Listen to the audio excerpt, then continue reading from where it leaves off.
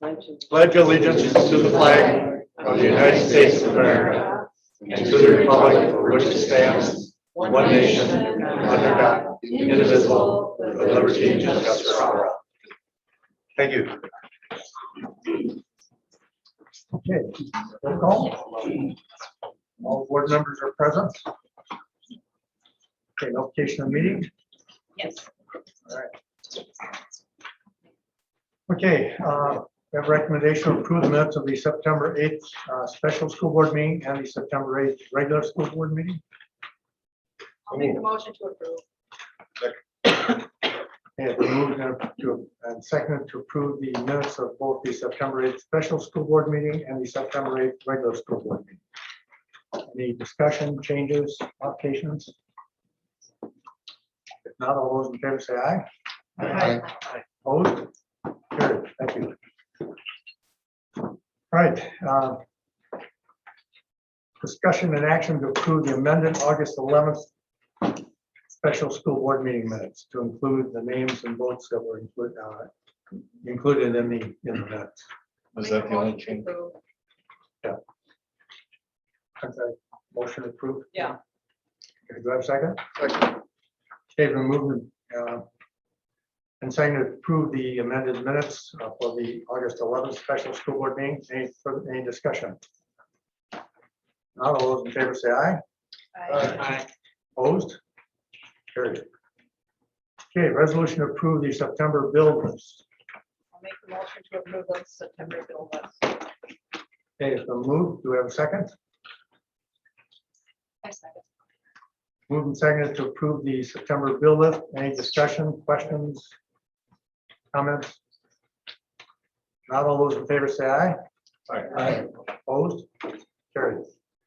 Okay. Discussion action to use the modified agenda order as posted to the public for tonight's meeting. What this is about, this is normally the next item. Item 9 would fall under new business. We have a couple of guests with us tonight, so we're modifying the agenda to allow them to speak early so they don't have to stick around if they choose not to. So that motion. I will. Second. They've been moved and seconded to modify the agenda order as posted. Any discussion? All those in favor say aye. Aye. Opposed? Carried. Thank you. Jimbo and OD, you gentlemen have the floor. What this is about is a discussion and possible action on the North Campus East Gym floor naming, and have a proposal before us. It came before the Building Grounds Committee and asked them to come back and address the full board. So, Great, thanks for having us. My name is James Bergman Lavoy. People call me Jimbo, and I've been around this school for many, many, many years and been fortunate to coach high school football and basketball here. So back in the day, I saw Tom Tarasi get a field named after him. I saw Tim O'Driscoll get a field named after him. Stadium named after him. And Mike Rooney get a. We got an outfield fans, come on. So then, I was part of those ceremonies and stuff like that. So I'm going, wow, this is really, really outstanding. This is really a great honor. And so now 10 or 11 years have passed since that stuff has taken place. So I said to myself, Craig Hazy has been doing the stuff, the same thing those people did. The impact they have on lives, the winning the championships, hanging banners, the charity work. And so I said, you've got to be right there. So I looked at his numbers and stuff like that. I looked at all the stuff he accomplished. So I approached Bob Rosh. I said, Bob, what do you think about naming the court after Craig Hazy?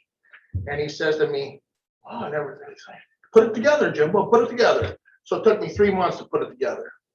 And so then I put it all together, and then they gave me an opportunity to present it.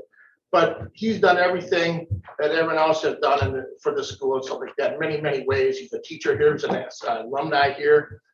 He's coached, he's been part of homecoming stuff and the prom stuff. And so I said, well, why can't we do it now? Why do we have to wait till someone's passed away or someone's retiring? Because Tom Traska got to enjoy that field for 1 year. Tim O'Driscoll didn't get to enjoy it. He enjoys a little bit as assistant coach, but not as head coach.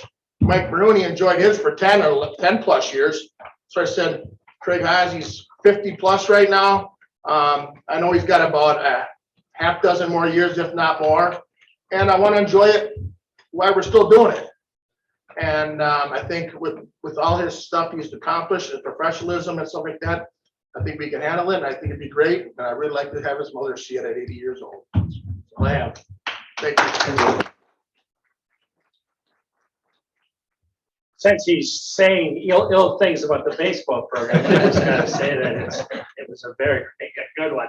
Craig, my name is Tim O'Driscoll. Craig is an example of the tremendous success created by our school system. And I think we should look at that and the thousands of kids who've come through here who have become extremely successful. And Craig graduated from Swallow Grade School just across the way. Graduated from Arrowhead, even though he was in both my U.S. history class and my economics class, he still succeeded. Craig I was very, very thrilled. I was the chair of the social studies department when we hired Craig. And I was so happy. I thought it was one of the best hires we have ever made. There's a special pride when a graduate from this school comes back and gets to teach here and coach here. There's something unique about it, and I know that it's hard to describe it to somebody unless you're the person who did graduate from here and then come back and be a successful teacher and a coach. And Craig has just done an outstanding job in the classroom, besides what he's done on the basketball court. Craig also teaches an advanced placement class. He teaches advanced placement I should say U.S. history. And I also taught an AP macro class, and it is tough. And you got to work really, really hard. And Craig has shown that. He also, kids are better off when they have Craig as a teacher and Craig as a coach. They become better people because of Craig Haase. He is an example of one of the best that has come out of this fine school system. Also this, when you're an athlete here, and I was fortunate to play basketball here, football here, and baseball here. And then I coached basketball, believe it or not, for 12 years, football for 24 years, varsity baseball for 35. There's a pride you feel when your own players pull on that uniform and it says Arrowhead across the front. We are unique. We are special. And I think sometimes parents misunderstand that and don't really realize how special this place is. From a standpoint of academics, we are second to no one. From the standpoint of offering, and it's not just state championships and winning and all that, it's the opportunity for kids to participate. And when Craig talks to his kids about putting on that Arrowhead uniform, there's a pride there that I don't think comes sometimes from coaches who didn't go through this place. So I think that it's a great honor. I was very, very lucky when you gave me that honor, and I think you should do the same for Craig Haase. Thanks a lot.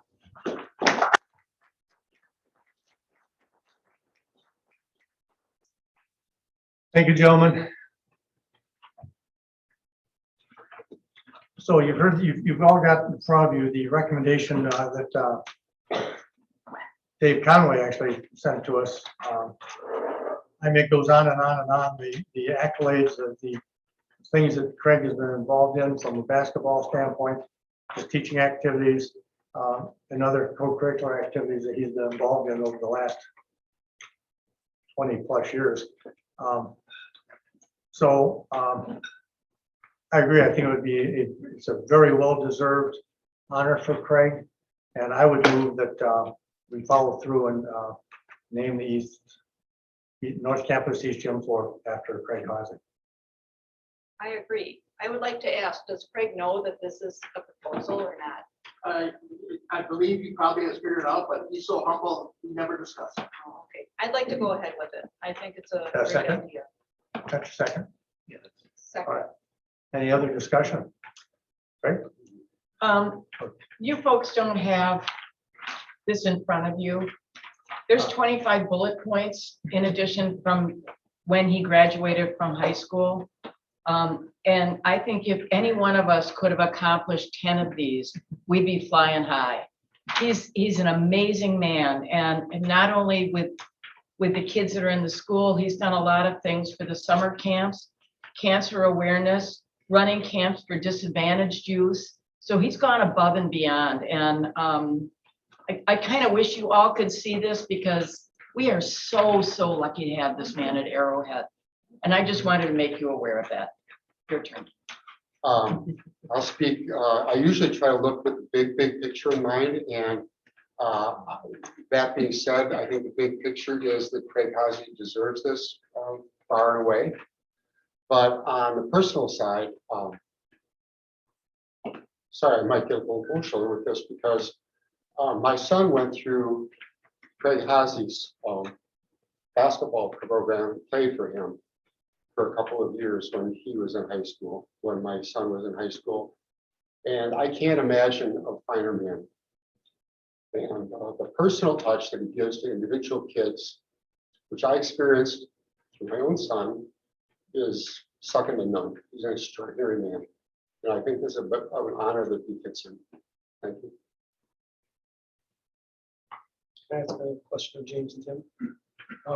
Gentlemen, do we have a plan at this time or any thoughts on raising money for this decal? I know that we've got. Oh, really? Okay. Yeah, we're gonna take care of it. That's awesome. Jim's gonna write a check. Very good. Nice job. Now my friend will. He has two of them. You're one of them. Jim was also my student. And sorry, a lot of people sitting here tonight, since they're damn old, I've had about 10,000 of them. Over the corner over here.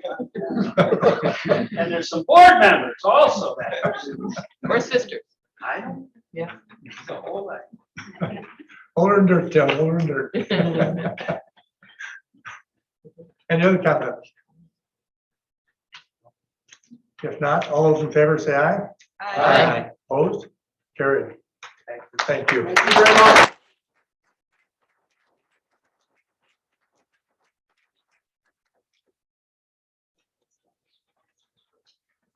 All right. Fantastic. Okay, superintendent's report. Laura. I'm going to grab the microphone because I have lots to share. And actually, board members, as I wrote up my notes, there's a lot of numbers involved. And as I was rereading it, I thought this may be hard to follow, just in terms of hearing it. So I did share with you just before the board meeting started. So in your email, you have my notes for this report in case you want to follow along with numbers. So from Waukesha County this week, it really is all good news. The COVID cases are on a downward trajectory the last 3 weeks. Hospitalizations and death rates remain fairly steady, so those haven't gotten any worse. Newest news the county reported on, that vaccination boosters, you can mix and match the brands. You've probably heard that on the news. Vaccinations for 5 to 11-year-olds are coming just around the corner. They're predicting by the end of the month.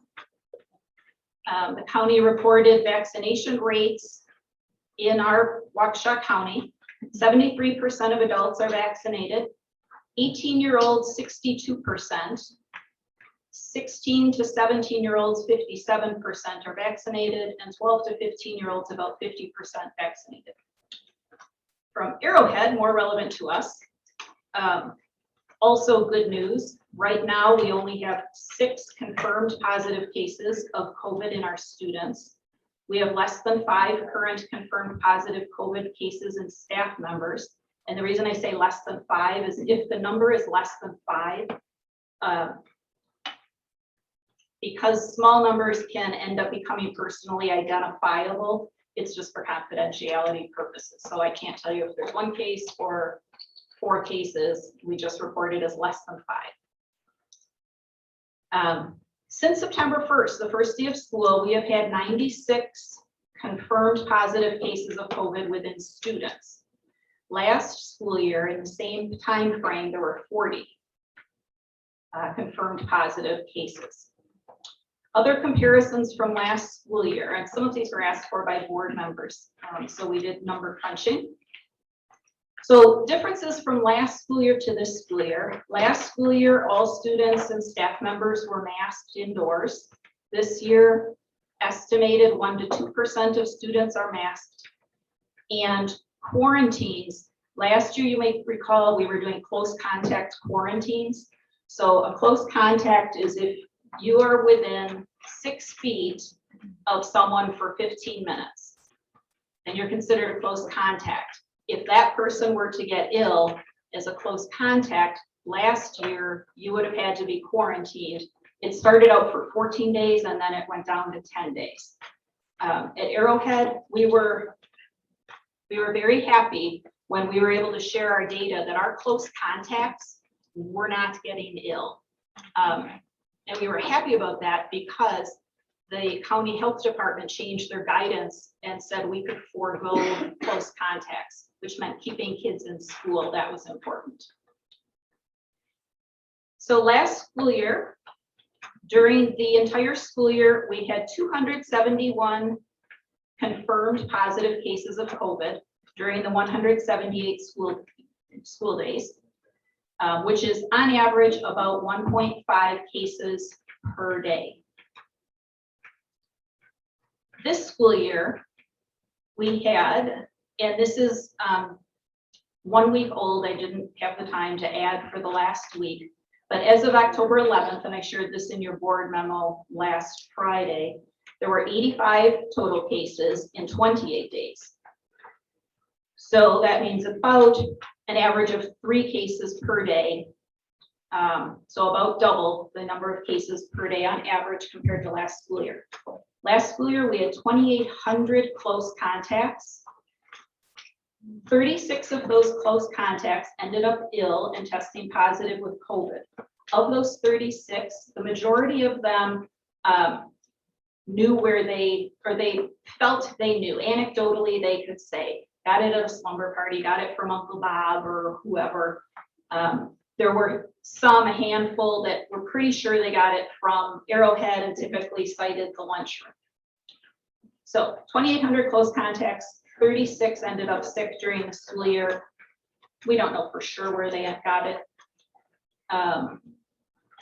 Again, as of October 11th this year, there were already 1,192 close contacts, and 37 of them have ended up ill.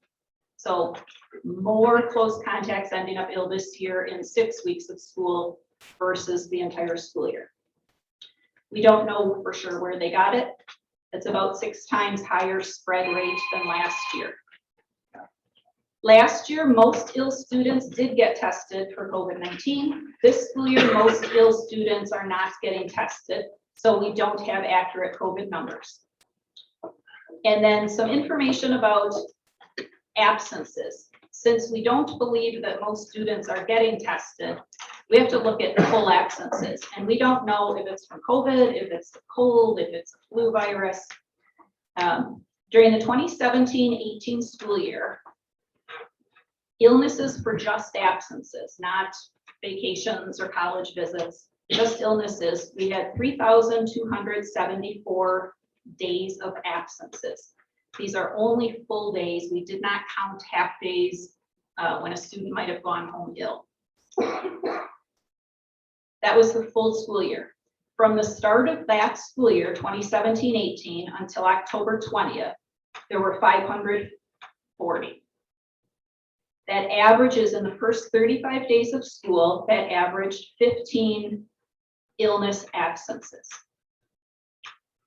The next school year, 2018-19, there were 4,083 total absences from illness. From the start of school until October 20th, there were 722 absences. So in the first 35 days, that averaged 21 absences per day from illness. In the 2019-20 school year, we don't have a total number of absences for that school year because the last third of the school year was when schools shut down in Wisconsin and we went virtual and we weren't keeping track of illness absences. But from the start of school until October 20th in 2019, there were 637 illness absences during those first 35 days, which averages to 18 days absence from illness. 2021 school year, that was last year when there was all the quarantines. 20,358 absences. Think about all those kids that were missing school from quarantines. So from the start of school until October 20th, there were 551 absences during those first 35 days. So that averaged 16 illness absences. This school year, obviously we don't know how many for the full school year. From the start of the school year until October 20th, there were 2,598 days of illness.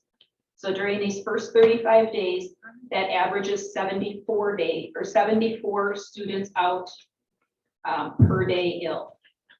So a comparison of an average of about 17 illnesses a day to 74 illnesses a day.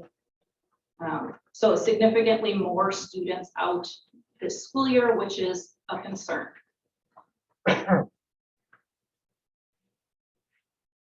Based on that information, well, I'd like to share more information.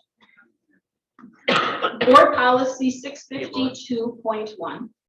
I was gonna say for the illnesses, I know it's 74 now. Do you know, like this past week, is it consistent with those numbers or has it dropped down? I do the week average on Fridays. Okay. So I'll report that in your Friday memo. Okay. So I don't have that information yet from this week.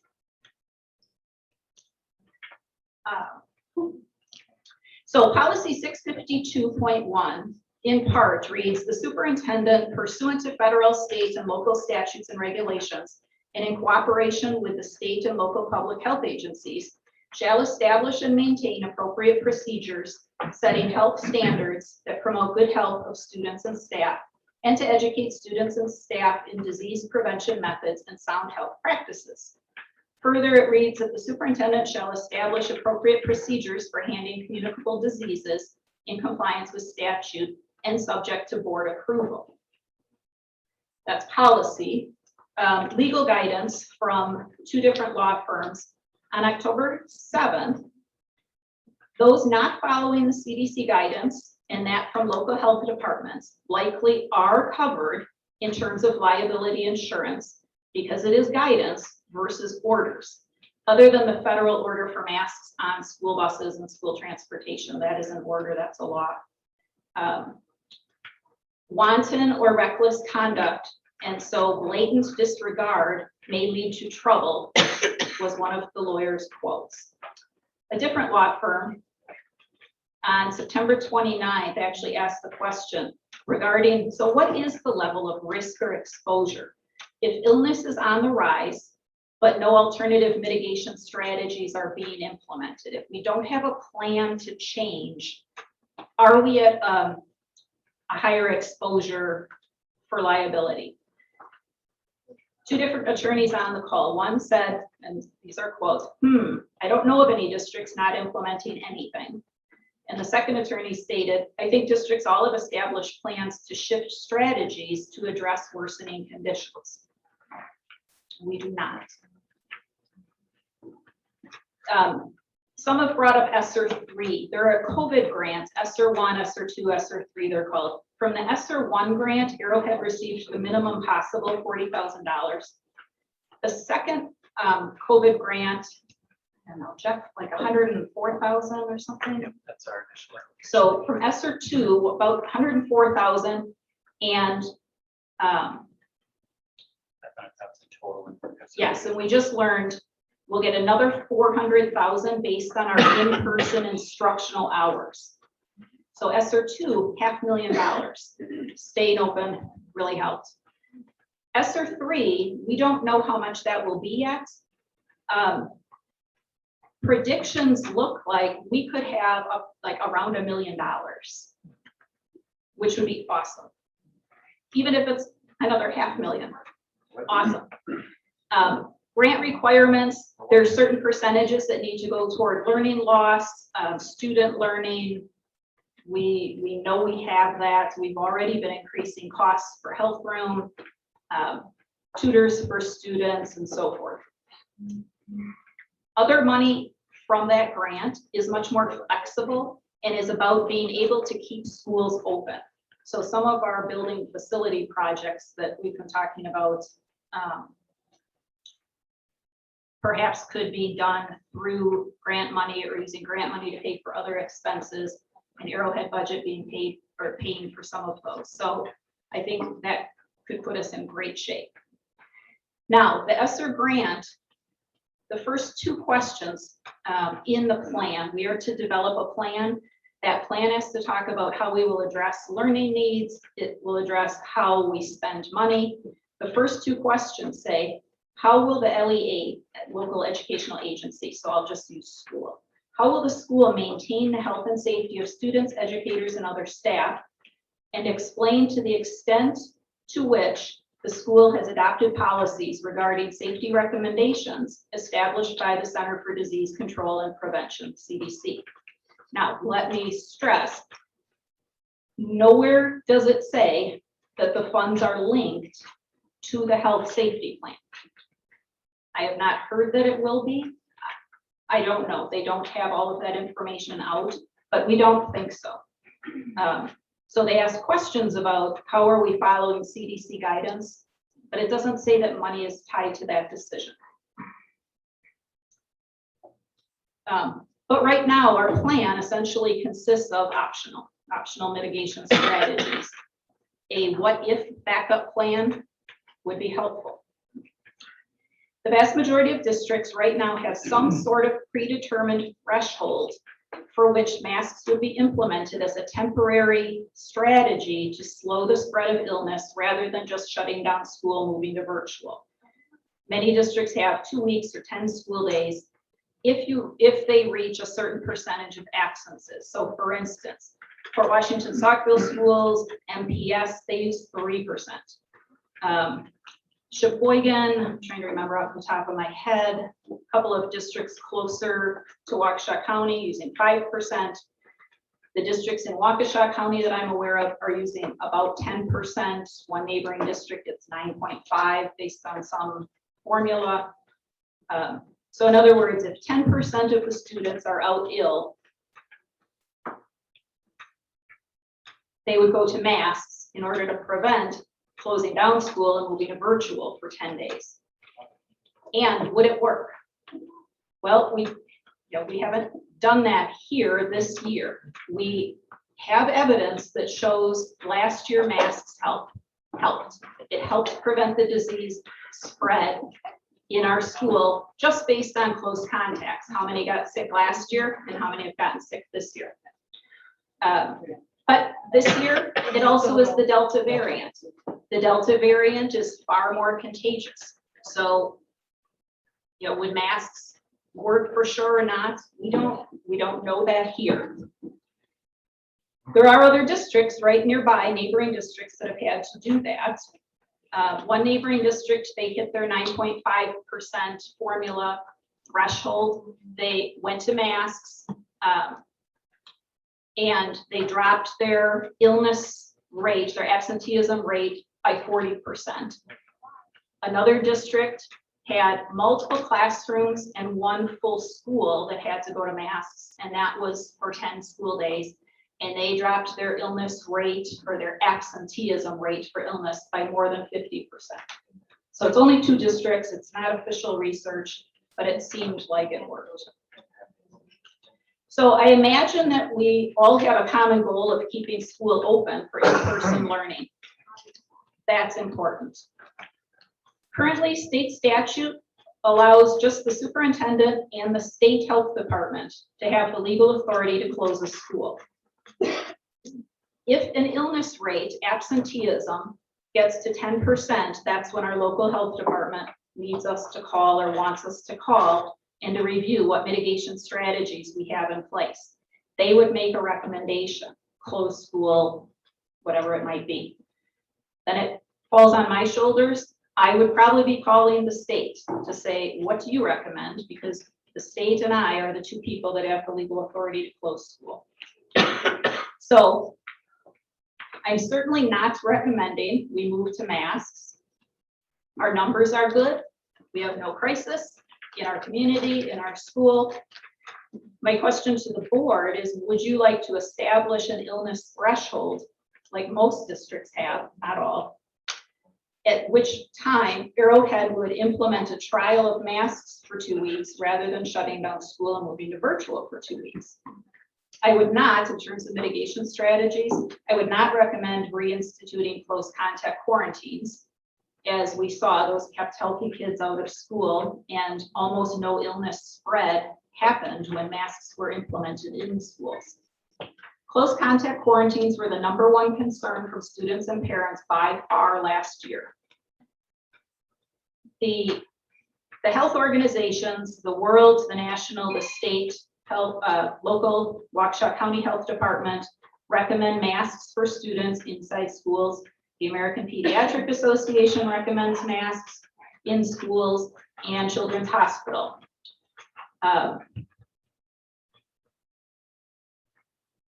Within our own school, during the first 3 weeks of our school year, we had 9 cases of COVID in staff members. That 3rd week of school, we hit our peak. We had average of 158 students out per day. We had 26 confirmed positive cases, 9 staff members, no substitute teachers to be found. Most of our staff members decided they're putting masks back on. So in our school, most students are not wearing masks, most staff members are, and we have not had another case in a staff member since that point. No new cases. There is 1 outstanding case now for 7 weeks. So in June, in summary, in June, the board established a plan for reopening school. Now we're into the school year, and I think we have more information to consider. Per the board policy 652.1, I feel like it's my responsibility to relay all of this data to the board and present a backup plan to keep school open, which would simply require a trial of masks indoors if our absenteeism reaches 10% or more for 2 days in a row or 3 days in a row. At our worst level, like I said, we did not hit 200 students absent for more than 2 days in a row. We averaged 158 kids out for illness. That's been our worst so far. Was that last year, this year? That was this, This year? yeah, the week, it was the week ending September 21st. So I lay that out now as my COVID report. We have on, excuse me, on the agenda in new business discussion and potential action on COVID mitigation strategies should 10% or more of the student body be absent as a result of illness. So I present all the information now so that you can just think on it. And then if the board cares to discuss later tonight, if you care to vote, fine. If you care not to, fine. I just feel like it's my responsibility to lay out that data and information. We have a policy that I should do so. And the second part of my superintendent report, I'm hoping Jeff can help with this, but we have some student enrollment data to share. Do you want to take that? I can chime in. So each year on the 3rd Friday of September, we do our enrollment count That number is used to determine our revenue limit authority as well as the state aid calculation. We also do another count in January, the second Friday in January. There's another count that's used for state aid purposes only. So this is a number that we needed to determine our revenue limit, which determines how much revenue we have to work with for the upcoming year. So our head count came in at 2,070 students this September, third Friday in September. That's 6 students less than what we had predicted when we were doing our budget planning. And it's about 16 students less than where we were 1 year ago. So the decrease is smaller than what we had predicted a couple of years ago. We were, based on attrition rates and the projection models, it was showing that we were going to drop faster than that. 3 years ago, we were at 2,106 students. So about 30 down from where we were, 36 down from where we were 2 years ago.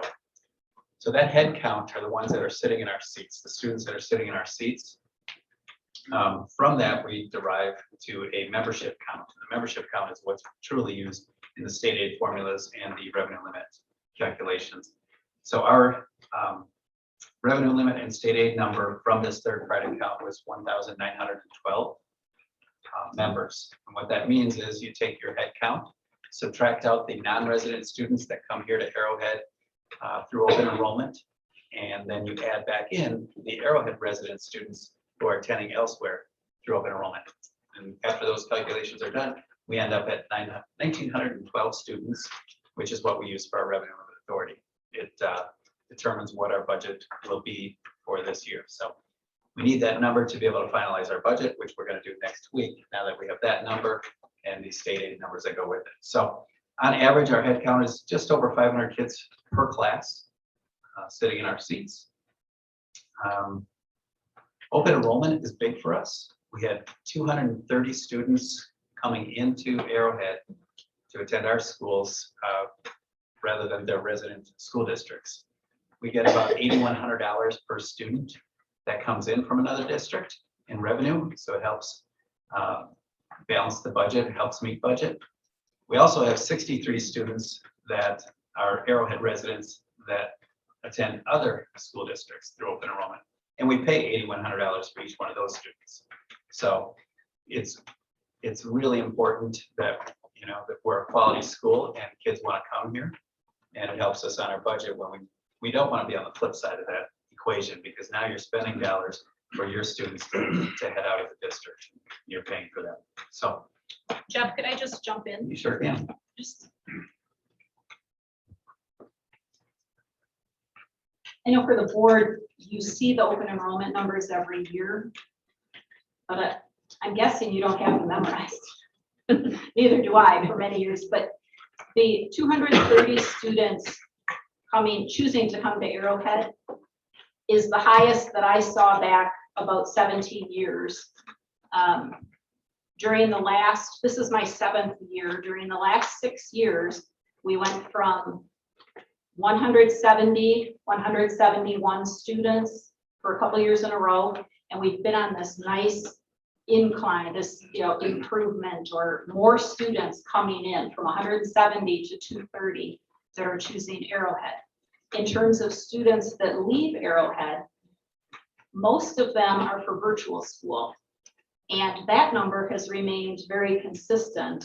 And it bounces between 62 and 70. The last few years, it's right about 63, 64, 65. So in terms of students going out, we're not losing many. In terms of students in, we're gaining, which helps our offset of resident students, because we know those numbers are going to decline just based on our K-8 feeder district enrollment. When there's fewer kids being born or moving into the area at the elementary school, it becomes easy to predict here at Arrowhead. And I have just a couple more celebrations.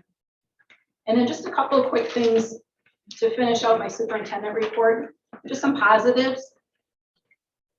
This past Saturday, I think most of you know, Arrowhead just loves veterans. We do a lot for our veteran community here at Arrowhead. And one example this last weekend with Honor Flight, And thank you, Ken, for sending some great photos from the honor flight, the welcome back at the Milwaukee airport. If you haven't been there for that, I highly recommend going. It's just heartwarming to see the pride in these veterans coming back, and couple thousand people there cheering them on. But anyway, our dance team, the Hawkettes, were there to welcome back the veterans. They also wrote and developed beautiful cards for the mail call on the plane. I've been part of that, and to see these veterans just get so emotional reading letters of thank you. Our dance team wrote 97 letters, and they were beautiful, like fancy glitter and all of that, very patriotic, very creative. Another piece of good news to share, speaking of students, one of our students, Ava Ulatowski, today at 11 o'clock, she was part of a national student panel on technology. It was called Project Tomorrow. So there was a student panel of 4 or 5 students from across the nation, and our student Ava was one of them. And she did a phenomenal job. It was a congressional hearing to present data about technology in schools. So I just want to give a shout out to Ava. She really represented our school really well. And then we have all of our students that represent our school really well. And some of them last year, all of the junior class takes the ACT. It used to be you took the ACT just if you wanted to go to college. Now that's a state mandated test for all juniors. So all juniors take the ACT, and then you can take the ACT again if you want to try to improve your score as a junior later on or your senior year. So at Arrowhead, we report out both of those scores. Here's our average for all juniors, and here's our average for seniors, or they call it the graduates. And we just received our ACT scores for juniors, and again, Arrowhead is in the top 2 or 3 districts in our county. Our Milwaukee area and suburbs were always up in the top 10. Once again, we were. I'll comment that our score average went down about 1.5 points. And if I look through the list, all schools went down right about 1.5 points. Some 2 to 3 points was the most severe, and some maybe slightly, I think they were a point lower. So COVID had an impact last year, to be sure. So the average score is down, but relatively speaking, compared to the rest of the schools, great job for our seniors and how they performed on the ACT, which is really a cumulative look at all of their learning all the way up through the years. It's not just an Arrowhead thing. So hands or pat on the back to all of the elementary, middle school, and our high school teachers for those student or academic achievement accolades. 22. 22.5. So 22.5 for all juniors. We'll know the senior one. The senior one is usually higher. So last year, I think we were 23.9. This year, 22.5, so down about 1.5 points, like all other districts. Thank you, Laura. Thank you, Jeff. Very good news. I was going to save this for public comment section, but since you brought up the fact about the Hawkettes, many of you may know that I'm on the board of directors for Stars and Stripes on the flight Milwaukee. So I work the airport for early morning, about 2 a.m. through time at about 10 a.m. and then again in the afternoon, about 4, and I got home about midnight Saturday. I received that was Saturday, October 16th. So on Sunday, I received the following email, which I was going to share during public comment, but since you brought up the Hawkettes, I was privileged to pick up the letters from North Campus that the Hawkettes wrote. I looked at every one of them. They were amazing. the amount of care that those young ladies put into them, the messages they wrote to our veterans. These are letters that go in the mail call packet to each of the veterans that they receive on the plane. That's a surprise to the vets. They don't know that's coming. When I and my fellow Vietnam veterans and our World War II and Korean veterans were in the service, we didn't have those things like, cell phones. We didn't have FaceTime, Facebook, that kind of stuff. We had good old snail mail. So it was a great day if we got a letter. It was a super day if we got that. So anyway, on Sunday, I received the following letter, and he asked me to go ahead and read this. He says, Kent, I understand you are the president of the Arrowhead School Board. I saw something at the honor flight homecoming last night that I wish I saw more often. The Arrowhead dance team all had their hands over their hearts as they stood for the playing of our national anthem. The team and their leaders should all be commended for this show of respect. So important now more than ever, as a lot of respect for our flag, anthem, and country is being lost in our youth. You should be very proud to have people like this in your school system. Best regards, Jim Golfley. I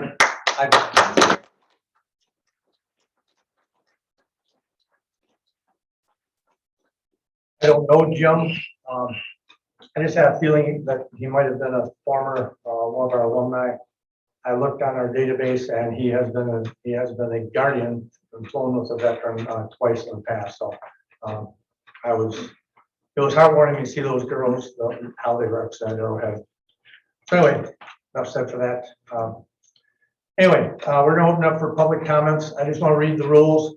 I want to welcome you all. I know we have about 10 on our list at this point, 9 on our list, 8 on our list. There were a couple of spots skipped. So the communication comments from members of the public agenda requires anyone wishing to speak to the board must be present and register on the sign-up form. A 3-minute time will be enforced. That has been our standard for years. June and July, we kind of deviated from that. We're going back, that we went back to that since then. We're going to maintain that going forward. Public comment is only accepted during this agenda item. Okay. Sharing of minutes with another person addressing a board isn't permitted. Speakers should address the board as a whole, not individual board members, and should remain polite and respectful. Only the board president may respond to the comments or questions. He or she has the authority to ask another board member or administrator to respond. Board members will not respond to public comments unless designated by the board president. The board president has the authority to cease any conversation at any time for any reason. Public comments will be taken under advisement if public comments are in regard to an agenda item.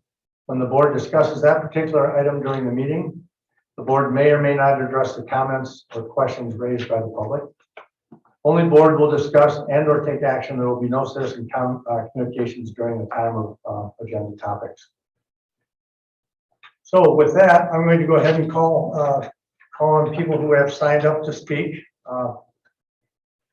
First of all, I have John Norcross, McConaughey, and he is a resident of the AUHS district and is a family member of a current AUHS student. John? Yes, thank you. 2, in fact. 2, okay. And just a lot of good news. The time is, for me anyways, ticked by quite quickly. A lot of good news to hear. And any efforts to honor our veterans warms my heart. My granddad was in the Royal Air Force. My father was in the Royal Marines. And I think these are great services to honor. So thank you for sharing those stories. I'm here again to talk about policy 333, and I'm going on based on what I've read the last time I spoke, off piste, as I said, as it was an impromptu talk. And given all the good news that we've heard today, this evening, there are some standards to live up to and to preserve, and non-discrimination is a very important one. But in that policy document, we read that there was something at the end around critical race theory. And it's for this reason that I think this is bad policy. And I want to give you 5 brief reasons why. One, the whole issue of CRT, which will always be cathode ray tubes to me, is manufactured outrage, in my opinion. It is a non-issue. This is something that only came up in September of 2020. So happy outrage anniversary, belatedly. It's also poorly defined. And I know that the committee considering this policy struggled with that notion. How are we going to define this? What are we even looking for? And so that in itself is a flag to say this is probably not something we should be entertaining. And it's because of that poor definition that it's become very difficult for teachers and educators to do their jobs. They are looking over their shoulders, second guessing themselves, wondering, is somebody going to be calling me out on this? Is this the right way of approaching this topic? And I would ask you to think about the impact on the educators. We don't want to see a return to a McCarthyism again. For what it's worth, and I know that you put what purchase in it as you will, but our niche.com rating was straight A's except for a C in diversity. I know that's difficult to impact. I recognize that. There's a lot of things that are out of our control. But this policy isn't going to help it. It might even hurt it. It might drop down to a D. Who knows? And then fifthly, it is a distraction. I mean, there is real discrimination. There are real issues to be focused on. And I mean that as a parent and as a community member. There is real racism to tackle. There's real homophobia. If we're going to crack open this policy, I would encourage you to explore adding sexual orientation or gender identity to the list of protected categories. But I do not think that this is the right policy. I haven't seen the way it looks since I last read it. I don't know if it has changed, and I know we'll hear more about that later on. But thank you. Thank you, John. And thank you to your service from your family with the English. Our allies. Thanks, Gabe Lucas, also a resident of Arrowhead and parent of a current student and future student or students. Hi, thank you. My name is Gabe Lucas. I have 2 kids in the district. In preparation for tonight's meeting, I reviewed policy 333. As you know, line 3 of this policy prohibits the teaching of critical race theory. The definition of this term is not necessarily agreed upon by all. Depending on this definition, the intent of line 3 could be interpreted to open the door to censorship of the district's curriculum to omit or downplay historical instances of racial oppression. This is a picture of my grandpa, Walter Tanaka. He fought for the United States in World War II. Meanwhile, the same country that he was fighting to defend arrested and imprisoned his parents and siblings for 4 years, along with over 120,000 other Japanese Americans.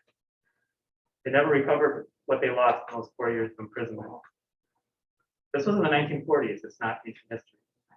This is one of the many historical topics that could be brushed under the rug and trivialized for tomorrow's students using line 3 of this new policy as justification. In Germany, it's required by law that all public school students are taught about the Holocaust. They're taught that it really did happen and that it was a horrible evil that should never be repeated. It doesn't imply that the students themselves should be at fault for the Holocaust, but omitting it from their education would be irresponsible. This may be an extreme example, but we also need to educate our youth about the less than flattering part of the nation's history. As it's currently written, line 3 prohibits CRT without actually defining what CRT means. It leaves the definition open to interpretation. It leaves the door open to prohibit our students from learning from the mistakes and faults of those who came before us. Line 3 should be eliminated, but if it is to stay in the policy, it needs we need to specifically define what critical race theory is, and that this policy should not and cannot erase the dark parts of American or world history. My grandpa, who fought for our freedom, along with his descendants and anyone else with the potential to be oppressed or exploited, deserve this. Thanks.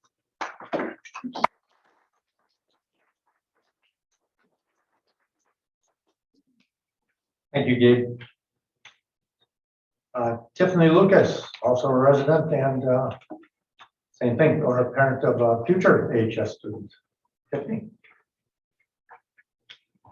Thank you for the opportunity to speak tonight. And we actually met when my mom was on the honor flight and I was a guardian. And she loved the letter. She thought it was so exciting. She got one full of glitter and was very excited. So thank you for that.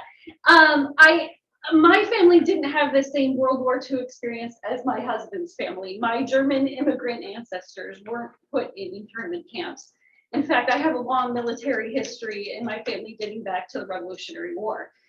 But again, looking at the critical race theory of line 3, I had to look up the definition, and I was interested to see that Derek Bell, who was one of the founders of the critical race theory, the Harvard University law professor, argued at the Brown versus Board of Education, which was, as you know, the Supreme Court law in 1954, which overturned the Plessy-Ferguson case of 1896, which said separate but equal. And the reason he got that to pass was because he argued that former soldiers who fought bravely for our country in World War II were now expected to return to lives of oppression and exploitation.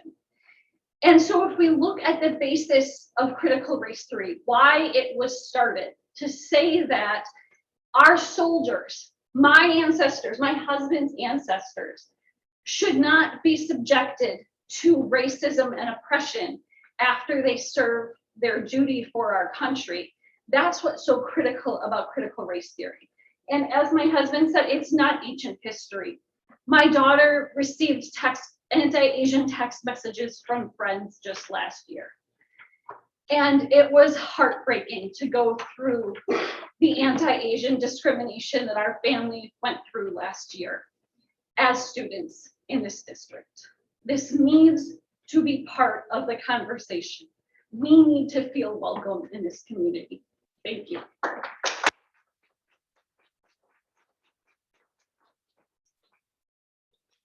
Thank you, Tiffany.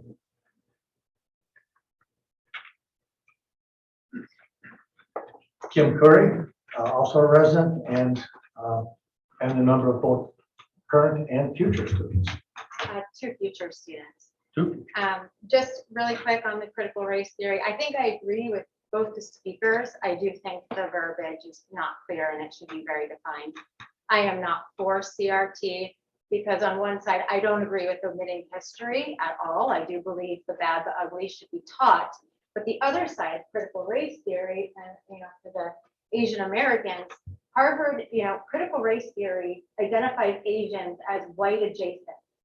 And if you look at Harvard University and what they're currently doing there. Kim, can you address the board, please? Yes. So what Harvard University is doing, because under critical race theory, Asians are considered white adjacent, and they are limiting them from being able to apply because they're picking diversity candidates outside of the Asian race because they make a large majority of the population in Harvard.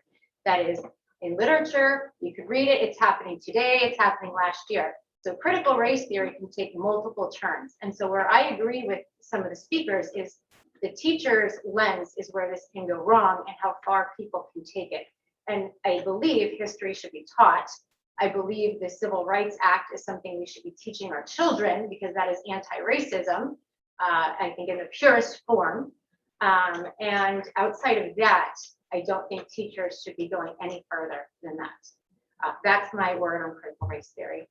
I had the opportunity to sit here and listen through Laura's report. It seems like a very large broken record from last year. What Laura has not mentioned in terms of absences and what has happened is we masked and we put layered mitigation into the communities. And we did not allow people for a long period of time to interact with one another, okay? So we did all these things and then we did a lot of hand washing and sanitizing, and that creates something called immune suppression. I have a very close family member and neighbor that works at Children's Hospital and he's an ER physician. They are seeing over a 450% increase in RSV this year and other respiratory viruses that did not happen last year. And quite frankly, COVID is the least amount of their problems at the moment. So, when you talk about mitigation and masking, what you're not talking about is it's going to come back. Viruses are cyclical, they're cycles. And what you're seeing is ebbing and flowing. And that can go back hundreds of years. And the second piece here is I've worked with masks for 25 years. I've been in healthcare and I get them through the 510K FDA process. And masks do not filter particulates if they're cloth or surgical. And it's fit, function, and saturation levels. And I'm not going to get into the science because I sent it all to you.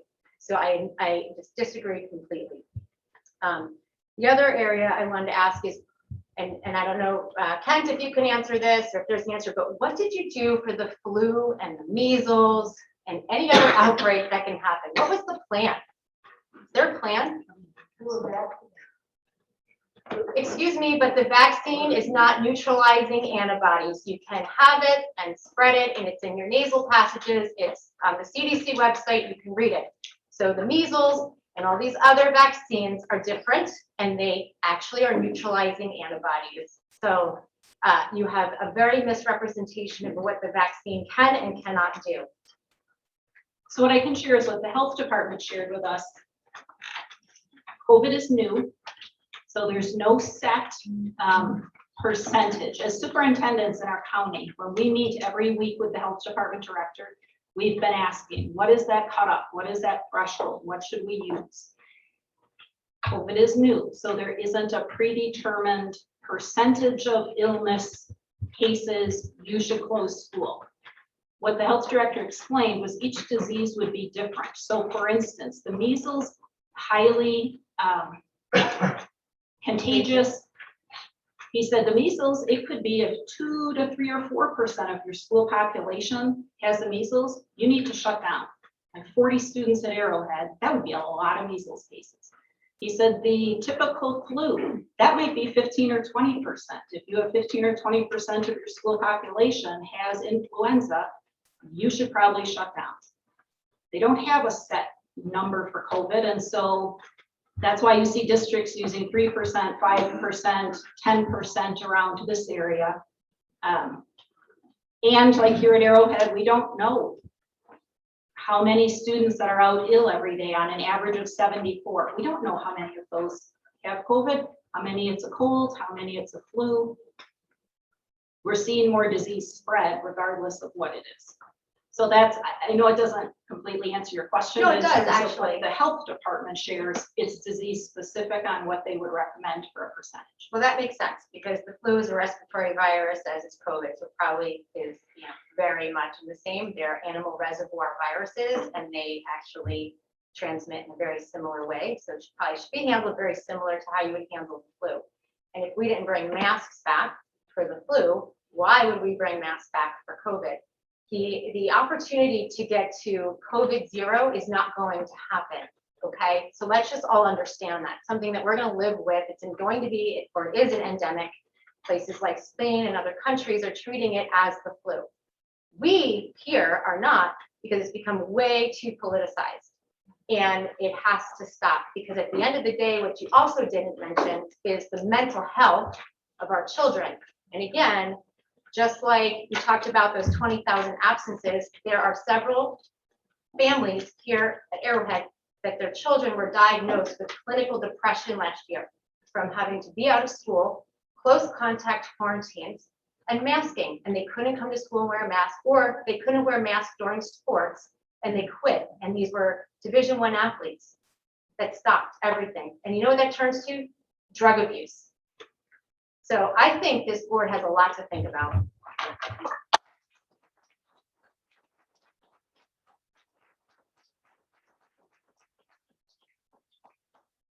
Thank you, Kim.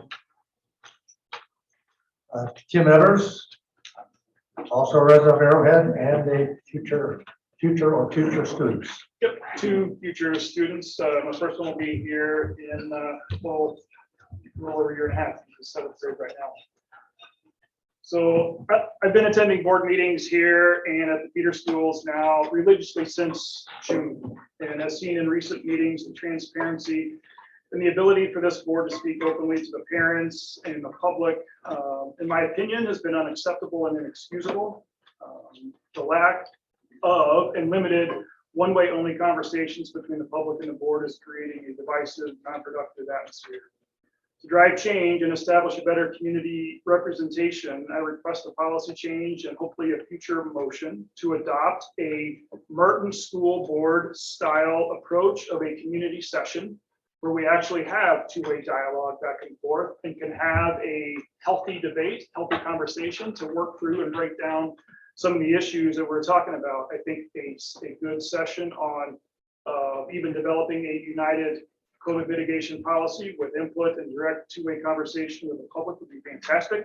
continue the discussion on CRT back and forth with the public would be great. So again, I propose that as something for this board to consider. If it can be done at the Merton School, it can absolutely be done here as well with policy change and different procedures around it. Moving on to the COVID mitigation, I want to just say real quickly that coronavirus is not new. Coronavirus has actually been defined in medical reference and handbooks since the late 1990s as the common cold. It is not new. We shouldn't treat it like a common cold or a flu, much like what Kim suggested earlier. But I also want to go on and say, shown through recent precedent-setting cases, school boards and the school does not have the right or the authority to make or enforce a mask mandate. Do not encroach on our civil liberties as protected by our Constitution and the flag that we just pledged allegiance to just minutes ago. I strongly urge that you strike the mask portion from the proposal and use other proven mitigation steps. The public, and when I say public, our community has rejected masks here locally, and they know that because it's not based on science. The mask has been based on fraud, fear, and control. Majority of the disposable masks that you can see either administered here or throughout the community or even buy online actually say on the box that they do not prevent or protect from the COVID virus.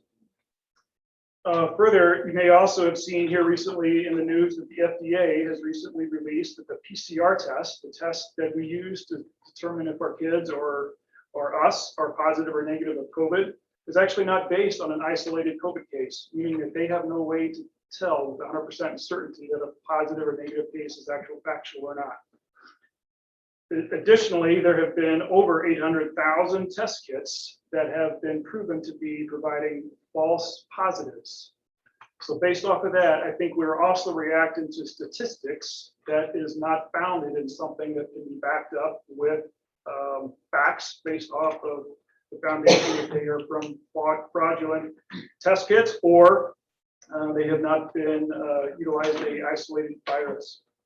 So I encourage this board to amend the proposal that we would use or return to masks for a set period of time. That sounds an awful lot like 14 days to flatten the curve. We all know that that did not go as originally planned. Additionally, if this board accepts the plan as written, I recommend that everyone here makes their decisions on their own and use your own informed consent and decide whether or not you would comply with another mask mandate. I, for one, will not. My kids will not. I know they don't go to school here, but I also think that what is done here at Arrowhead will trickle to the feeder schools as well. So I strongly encourage to not include mandatory masks again. You may also think that it's just a mask. It is more than a mask, as Kim stated. The masks have a lasting effect on the health and well-being of our kids. I can see a change in just the dynamic and the healthiness from an emotional standpoint of my kids when Heartland dropped the mask mandate for the school that they attend. Night and day difference. We cannot return to mask mandates for our kid, even if it's 10 days. It won't just be 10 days because it'll come back. I think that's all I have. Thank you.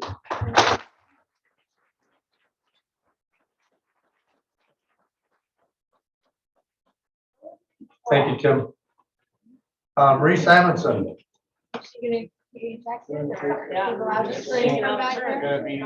Also a resident and future students.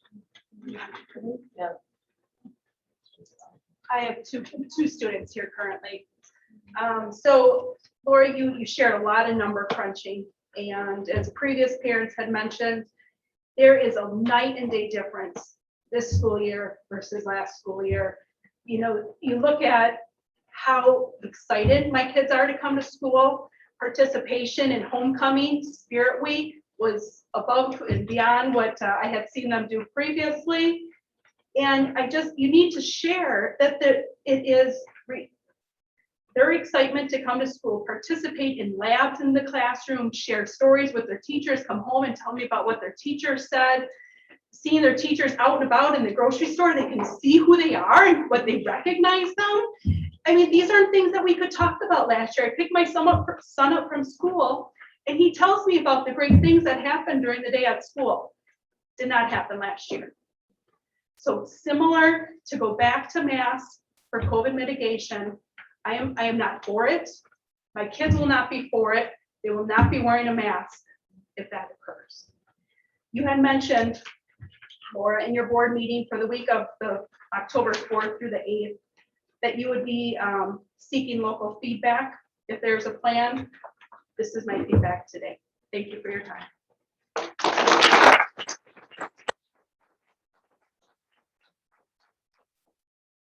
Thank you, Marie.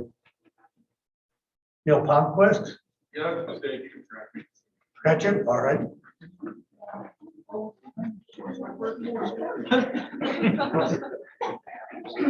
Nicole Olbers, not a resident and does have a family member at Arrowhead.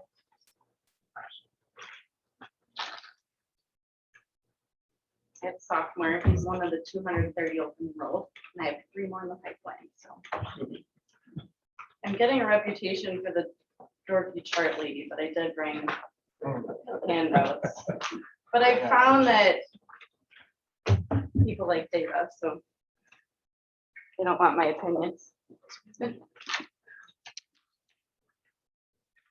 haven't heard the term dorky in a while. Yeah, well, sometimes you gotta own it. Thank you.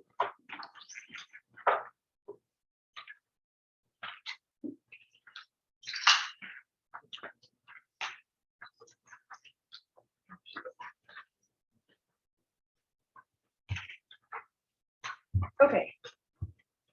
So the point of my dorky charts was basically to say, and I think Laura did say this during her discussion as well, but sometimes it's nice to see it laid out. My first sheet is basically showing Arrowhead and all the feeder schools. I pulled their numbers. So these are all up to date when I checked earlier today.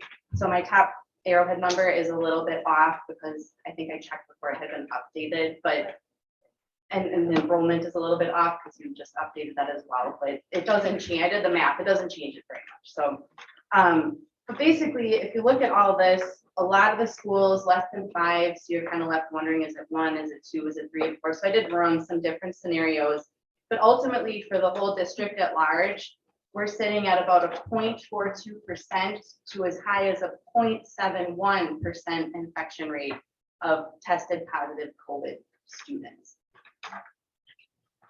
Not alarming numbers, and I don't think anybody feels that's alarming, but I also, having this mitigation plan in place, you know, to possibly get this grant money is concerning to a lot of the parents, I think, because why are we talking about it? You know, if these are our numbers and this is not seeming like an issue, and I ran these numbers a few weeks ago, I think September 27th, and we had a 46% drop from September 27th to these numbers now with no masks. So Oconomowoc having a 40 whatever % drop in these classrooms that they slapped masks back on these kids, and they saw a 40% improvement in their rates.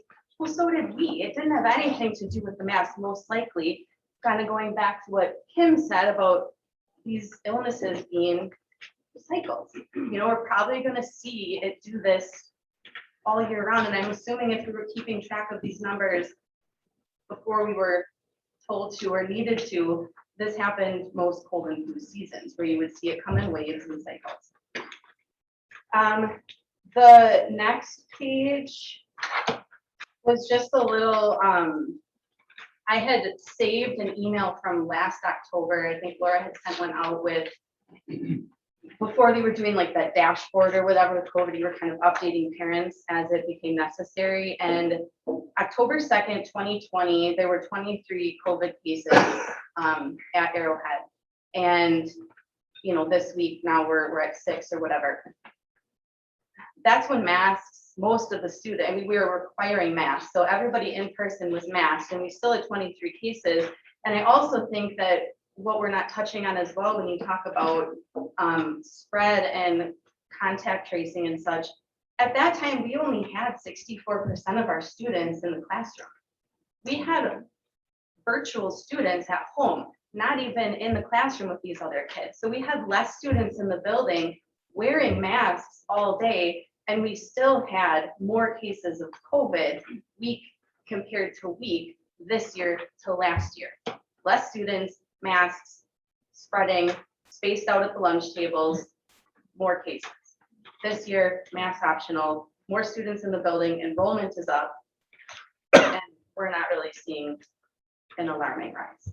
So I think that is a fair argument that we don't need to be worried about masks working or not. I also don't think that this, and none of these data points show how sick these kids really are. You know, I'm not hearing of anybody being hospitalized or really all that ill. So that's one thing to keep in mind as well. Did I touch on my points? I don't have any other dorky charts, but I think Kim said a lot of the stuff about RSV being up. I think using illness as benchmark as opposed to specifically talking about COVID like we had to do all last year. We're just making it general illness. It's too all encompassing. I mean, I don't know. I was a teenager. Sometimes I woke up and I'm just like, oh, my stomach hurts, and I didn't go to school. And enough kids do that one day and masks come back. It just doesn't seem like a good plan. I also don't know. I know you have to talk about liability, but from what I've heard and from what I've seen, there is no way any of that would hold up. You can't tell where a child got COVID from. You know, right now they're going to football games, they're going to sports, whether it be at Arrowhead or other places. It's a community issue. It is not a school issue. And I think as adults and as teachers and administrators, to put a community issue on the shoulders of our students is irresponsible. And I think it's sending an unfair message. So basically my message is, I work in early childhood. I know about grants. I've applied for them often. It's hard to turn away money. But I think right now our main takeaway needs to be no money for mitigation. We just need to let it go, unfortunately. That's it. Thank you.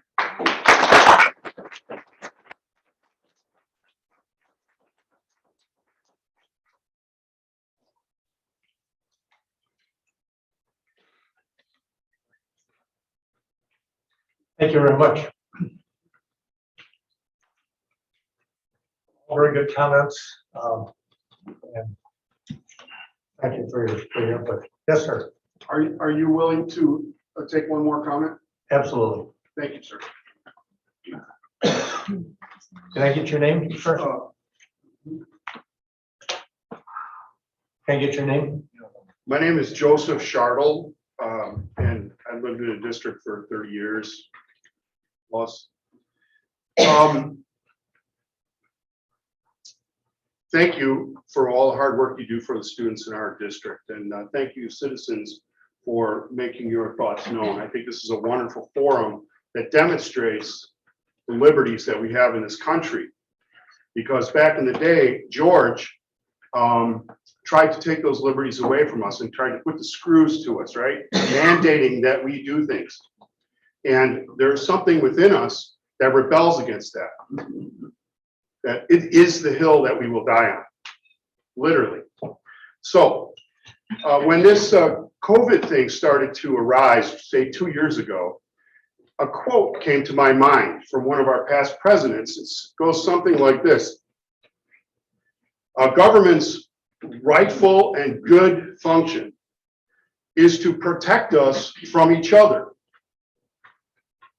But government goes awry, it errs when it tries to protect us from ourselves." Now I had to chew on that a little bit. What is an example of the government trying to protect me from myself? Well, how about a seatbelt law? How about a helmet law? How about a mask law? Now, I wear my seatbelt, not because George told me to, or Uncle Sam, or anybody else. I wear a seatbelt because it makes sense to me. I have looked at the evidence that the government has provided to me in their expertise. I've looked at contrary views, and I've critically thunked my way through it and decided that it's in my best interest to wear a seatbelt, and thus I do. And I wear a helmet when I ride my motorcycles sometimes. Now, regarding the mask, I also wear a mask under certain circumstances. I wore masks under circumstances prior to when we could spell COVID. It just makes sense. It's a good device for certain functions. And I think it works well. I mean, if you ever talk to somebody in sunshine where you can see the light coming through, there's all kinds of spittle and stuff that is exchanged with someone who's within, say, 2 feet of you, okay? So masks help stop that. And I understand that a virus passes through it like a cyclone fence. I get that. I'm just saying that they have a place.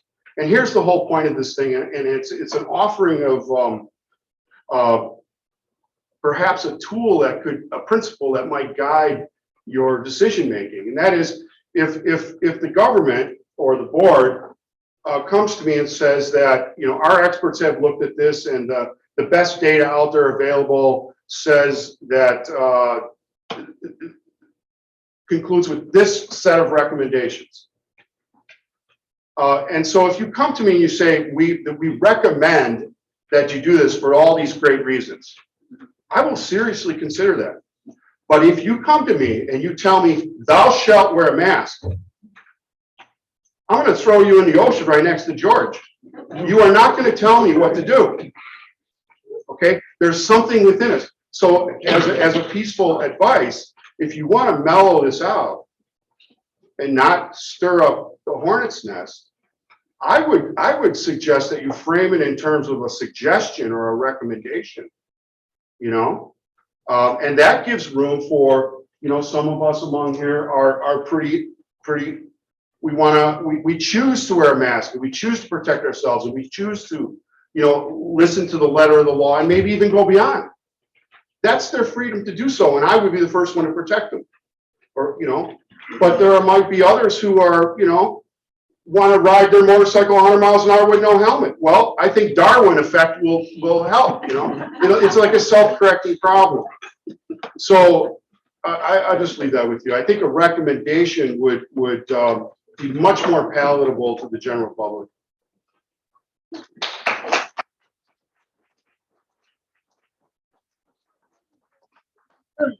It's John, not George. I'm sorry for all the material.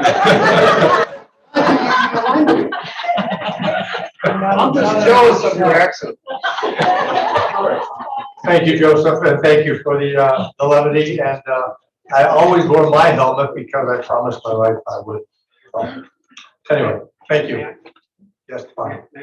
Certainly. I wasn't planning on speaking. I was hoping you would actually, because you are certainly verbose in other. I'm a vocal person, yeah, you're right.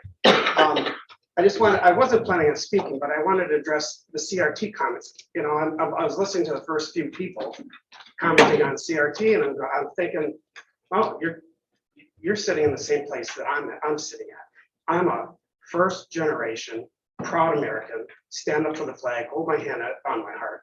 And I tell my son history.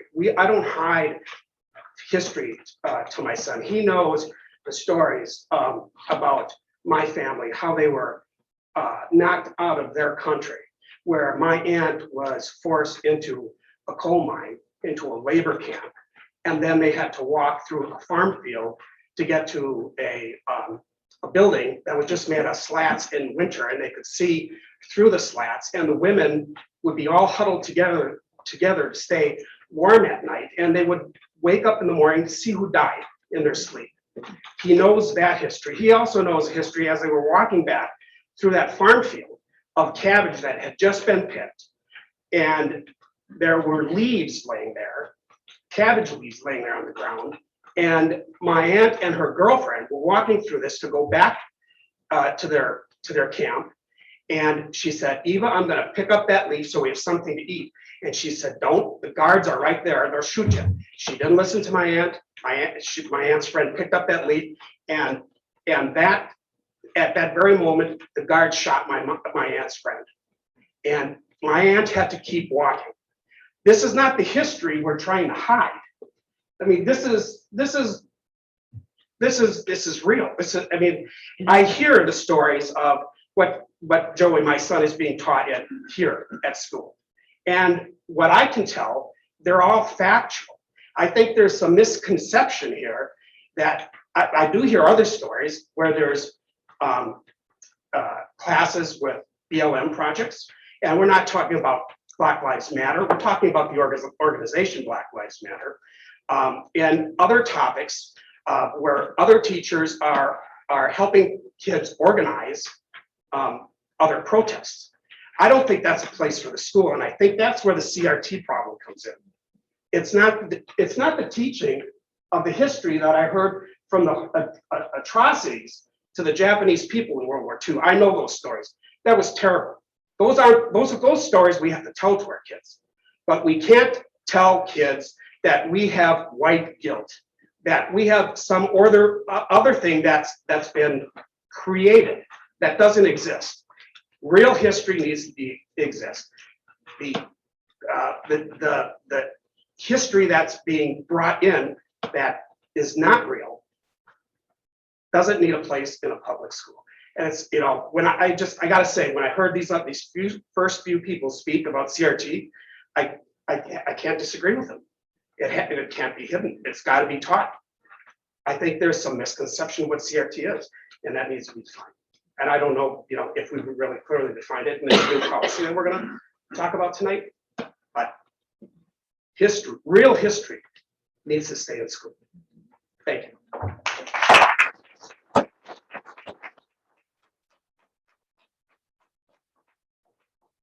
Thank you, Bob. And I don't think we disagree with history needs to be taught. I think the difference is we shouldn't be advocating certain things, not barring discussion, but shouldn't be advocating for some of the things that we've heard. And I hope that's not going on. Thank you. I agree. Okay, Short period of time for one more comment. sure. Can I have your name? Steve Race.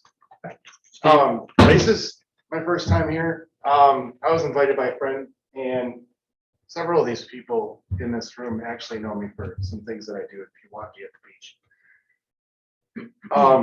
I believe that unity in the schools and people getting along and getting together with each other and knowing how each other are feeling is very important in school systems.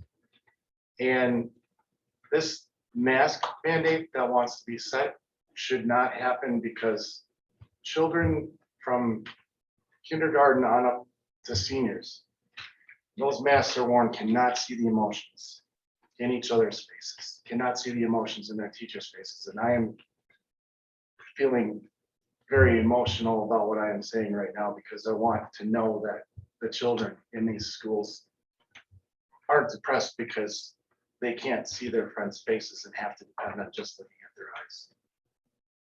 That's pretty much it. Thank you.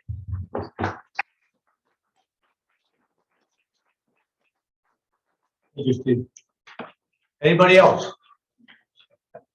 Yes, sir. Okay, we have to.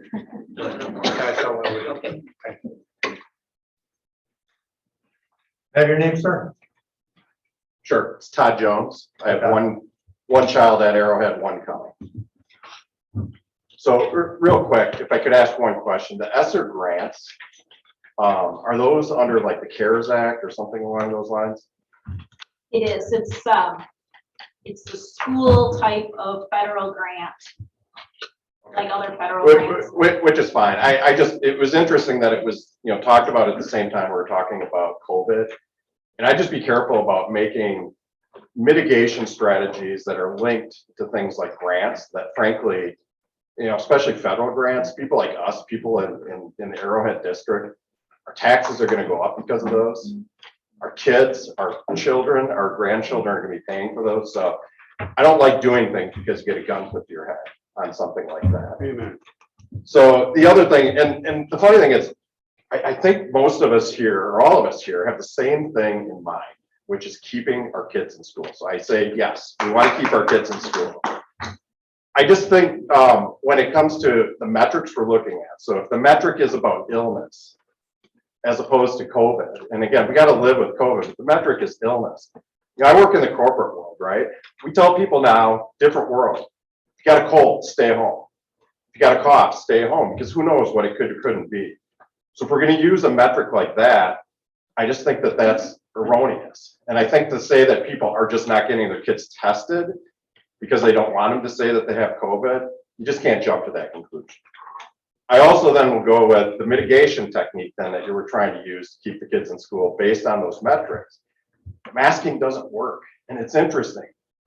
I only heard once, and we can argue about the efficacy of vaccinations a lot, right? I only heard once you're talking about what the vaccinations were for the children in our school. Well, if you look at the CDC, the be all end all is about vaccination. So I asked why vaccination and why masks, and especially when masks don't work. Okay, and then I'll go back to what somebody else was talking about as well. I do think this is a family choice as far as whether you wear masks or not.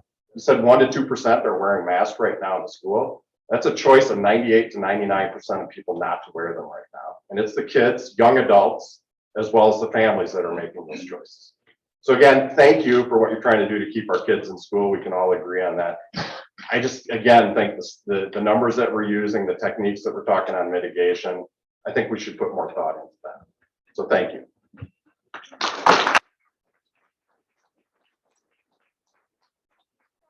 Sir, would you mind coming back for just a minute? Oh, sure. I have a quick question. I just need to frame it in this way. Yep. And perhaps you can speak for, the public. We hear these comments all the time. We take them to heart.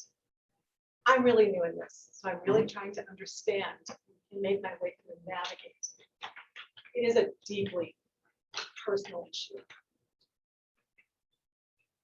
If masking mitigation strategy does not go into effect, your comment was the end goal is to keep our kids in school. Okay.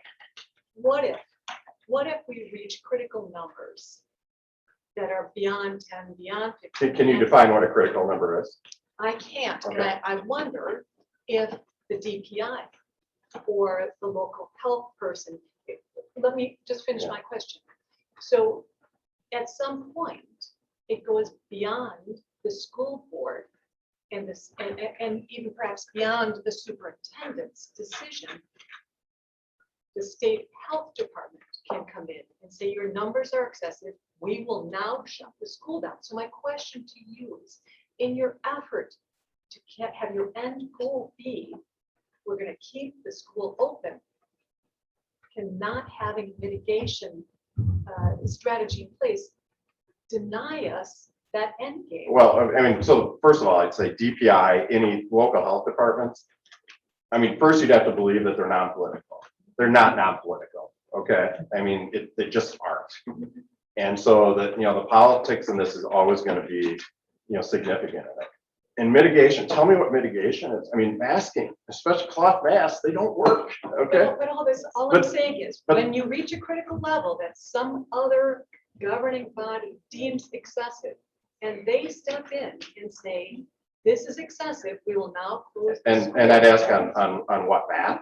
Because I would suggest that everything that's ever been said about COVID, people have been wrong on all sides. And so for one side to say that it's going to be better as opposed to the other, or what that critical mass is, I don't know what those numbers are. Okay. I believe Kim, believe what Kim said. This is endemic. We're going to have to live with it. And so, I brought up vaccinations. Not everybody agrees on vaccine. I'm vaccinated. Okay. I went and got that. Why should I have to wear a mask in those situations? A proven mitigation technique that doesn't work. I think you can look at vaccinations and say, yes, it does. And does it work all the time? No. Okay. There are the breakthrough cases that people will breathlessly talk about, as opposed to that it's still so much smaller than anything else. But I'm talking about, I think the metric's wrong, and I think the mitigation technique that we're talking about is wrong. If we can get those, and do I know what those are? No, but I do know it's not, don't aggregate everything, okay? We're not trying to get rid of the flu, right? We've lived with that for a long time. But now we're aggregating it and say all illnesses we're trying to get rid of by putting masks on. And I just think that's wrong. And then, when it comes to looking at you know, this whole idea of people staying at home and they're just not getting tested, I don't believe that, okay? I have a department of 160 people that I run. I tell them, you have a cold, you have a stay at home, we'll figure that out.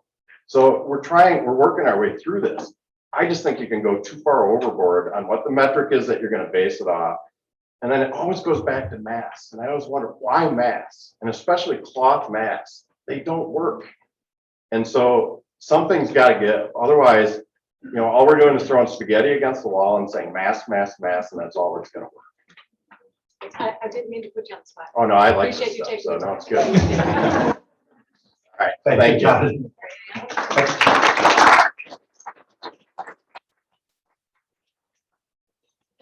Come on down. Okay, get your name, please. Ron Young. Hi, Ron. My son goes to school here. I'm old, but I'm 72. My son is 15. Well, I just want to thank Laura for returning my call. That's more than the school board members did. They never contacted me after I emailed them. So, you know, I want to express my disappointment at not being able to meet any of my son's teachers at the open house. Some were home with a sick child, some were all sick. We got to talk to one teacher and one guidance counselor. And that was it. Then we would have to wait an hour and, you know, I was very disappointed. And now to say that you're gonna have virtual, you know, virtual meeting with the teachers now in the next couple of weeks. We don't like that. We don't like that at all. And I wish that we could meet the teachers in person. Obviously, you know. And as far as masks go, masks do work. And I have some figures here for you. The Germantown school district has masks optional, and they had Channel 12. This is on Channel 12. They had 111 active cases a few weeks ago. The Greenfield is about the same size. Masks are required. They had 12 active cases. Oak Creek Franklin had 79 active cases. They had masks optional. Wauwatosa, masks required, had 26 active cases. Waukesha had 192 active cases. They're being sued, as you know, don't you? You know they're being sued. And Milwaukee had 604, masks are required, 604 cases, but it's 5 times larger. So, and schools with no masks in place had 3.5 times more outbreaks than schools with mask mandates, according to Arizona stuff. So I'm not against wearing masks. All I know is that last year I didn't get a cold. My son didn't even get a cold, which may not even be good. I don't know. But we didn't get sick at all. And I'm here because I got sick this year, shortly after school started, just a few weeks ago. My son came home, he started coughing, he couldn't stop. And he's vaccinated for COVID, so am I. My whole family's vaccinated. My 104-year-old mother's vaccinated.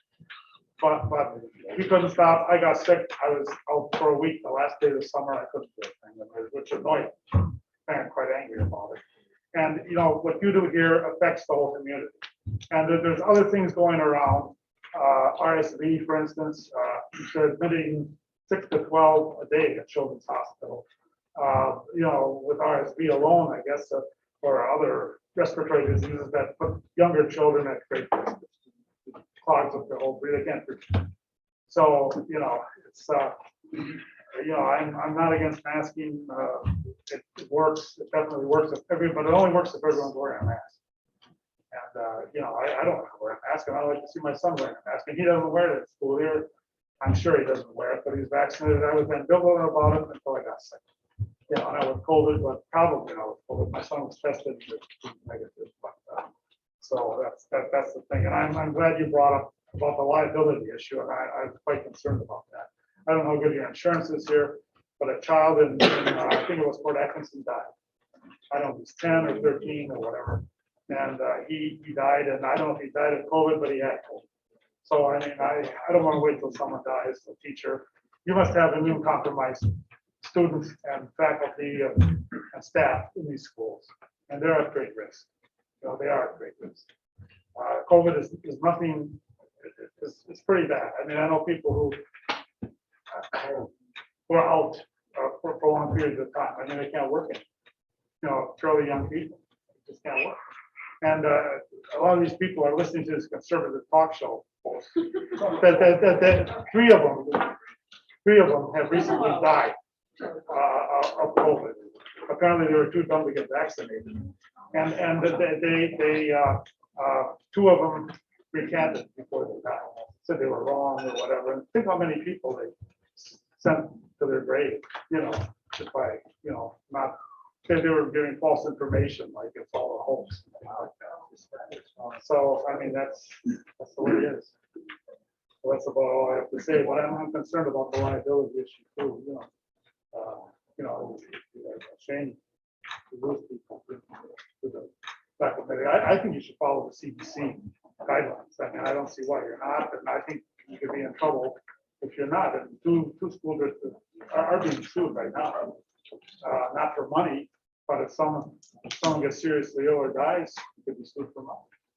Thank you, Ron. Okay. All right, with that, we're going to go ahead and proceed with the meeting. Curriculum report. Chairman Schultz. Okay. Chairwoman Schultz. It was exciting. The first item on the agenda was the Germany trip that that Ron Reifley was proposing. It sounds like it's a wonderful trip for the kids. They had a lot of things taken care of. And it sounds like if they're signing up, then it should be a neat experience. I love that the trips are coming back. That's good. Adam, would you talk about the? Yeah. So we talked about the two surveys that we give here to students to look at both mental health and school culture and youth risk behaviors to help inform some of our programming here. We talked about distributing the YRBS, and then as part of a lot of our conversations that we've had around the school climate and culture, the board along with the administration kind of collaborated to ask some additional questions of our students that we would, one, get quicker feedback on, because the state survey takes until spring to get the data back. We're just like, we want those numbers quicker. So we asked some of the same questions, and then we asked some additional follow-up questions to those to try to get down underneath things like, do you feel like you belong at school? And if you don't feel like you belong at school, why? If you do feel like you belong at school, why? Some questions around bullying. So we do have that. I believe on the docket for November, maybe to present what we got from those additional questions and move forward over that. But big thanks to the board, and I think a lot of members on the board, Daryl, Chris, especially helped it with the wording and formulating that survey. So I think that'll be a big positive for us. And then we talked about the brief emotional screening survey that we give to freshmen and juniors in November. And so that is not an anonymous survey, and that's one where we debrief with the student's family if they pop up with any concerns regarding depression, anxiety, lack of focus in school. So That's great. Thank you, Adam. Yep. Sue, you want to give your report? We reviewed preparations for the fall in-service, which is taking place on October 28th. The focus, of course, as we talked about in the September board meeting, is on engagement. We have a speaker, Dave Burgess, who will be speaking with our staff members about inciting. He has a book called Teach Like a Pirate, and it sounds a little hokey, but PIRATE stands for, it's an acronym, gets at the passion and the purpose and engagement in the classroom. And with COVID-19 and some other reasons, we want to re-engage students in the classroom as they, and for other reasons, I think engagement is well rooted in science in terms of its direct connection to achievement in the classroom, and ways to improve engagement is always kind of on the docket. So we also have NAMI speakers in conjunction with Arrowhead staff members talking about mental health. We'll also have Jen Townsend, who's an Elmbrook consultant with the district, focused on the 3 I's of engagement with our staff members. We have counselors leading sessions as well on various topics with our staff internally. So I didn't miss anything. So I think we did a rundown of essentially what the staff in service, and as always, the board is invited to attend for all or part of the day, whatever you're interested in attending. Thank you, Sue. Our next meeting is November 4th, and with that, the curriculum meeting or curriculum report is done. There's a discussion and action item on the German trip. Oh.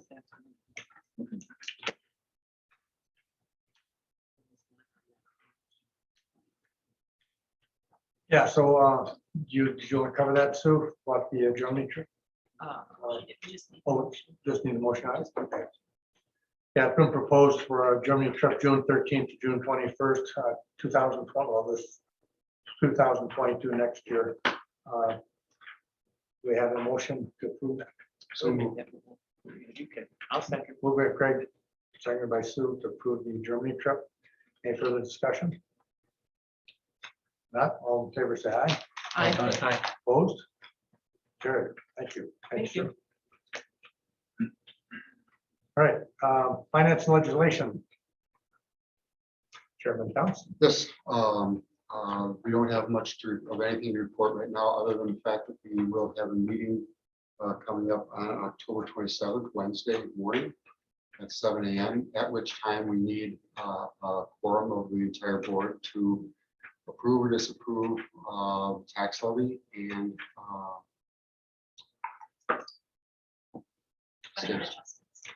yes, budget adjustments. Thank you. Jeff, give us a small amount of detail, if you wish, about what that might look like. Sure. As I said earlier, we do have our final numbers. We have our third party count now. We've got our equalized property value for the district and our equalized, equalized certified state aid. So with those three numbers, we can finalize the budget. So state aid is up quite a bit, mostly due to the fact that we did not have a debt payment last year. And the spending from the referendum, most of it happened after July 1, which falls into this current fiscal year rather than last year. So spending was down, which it actually increased the aid level because of where we fall. We're a negatively aided district. So I'll save that all for next week. But, because we're negatively aided, it actually created a major increase in aid. And so that's good news. It helps the tax levy go down. It does not give any additional dollars to operate with. It just impacts what the tax levy will be. So there's a snippet. Thank you. That's all. Great.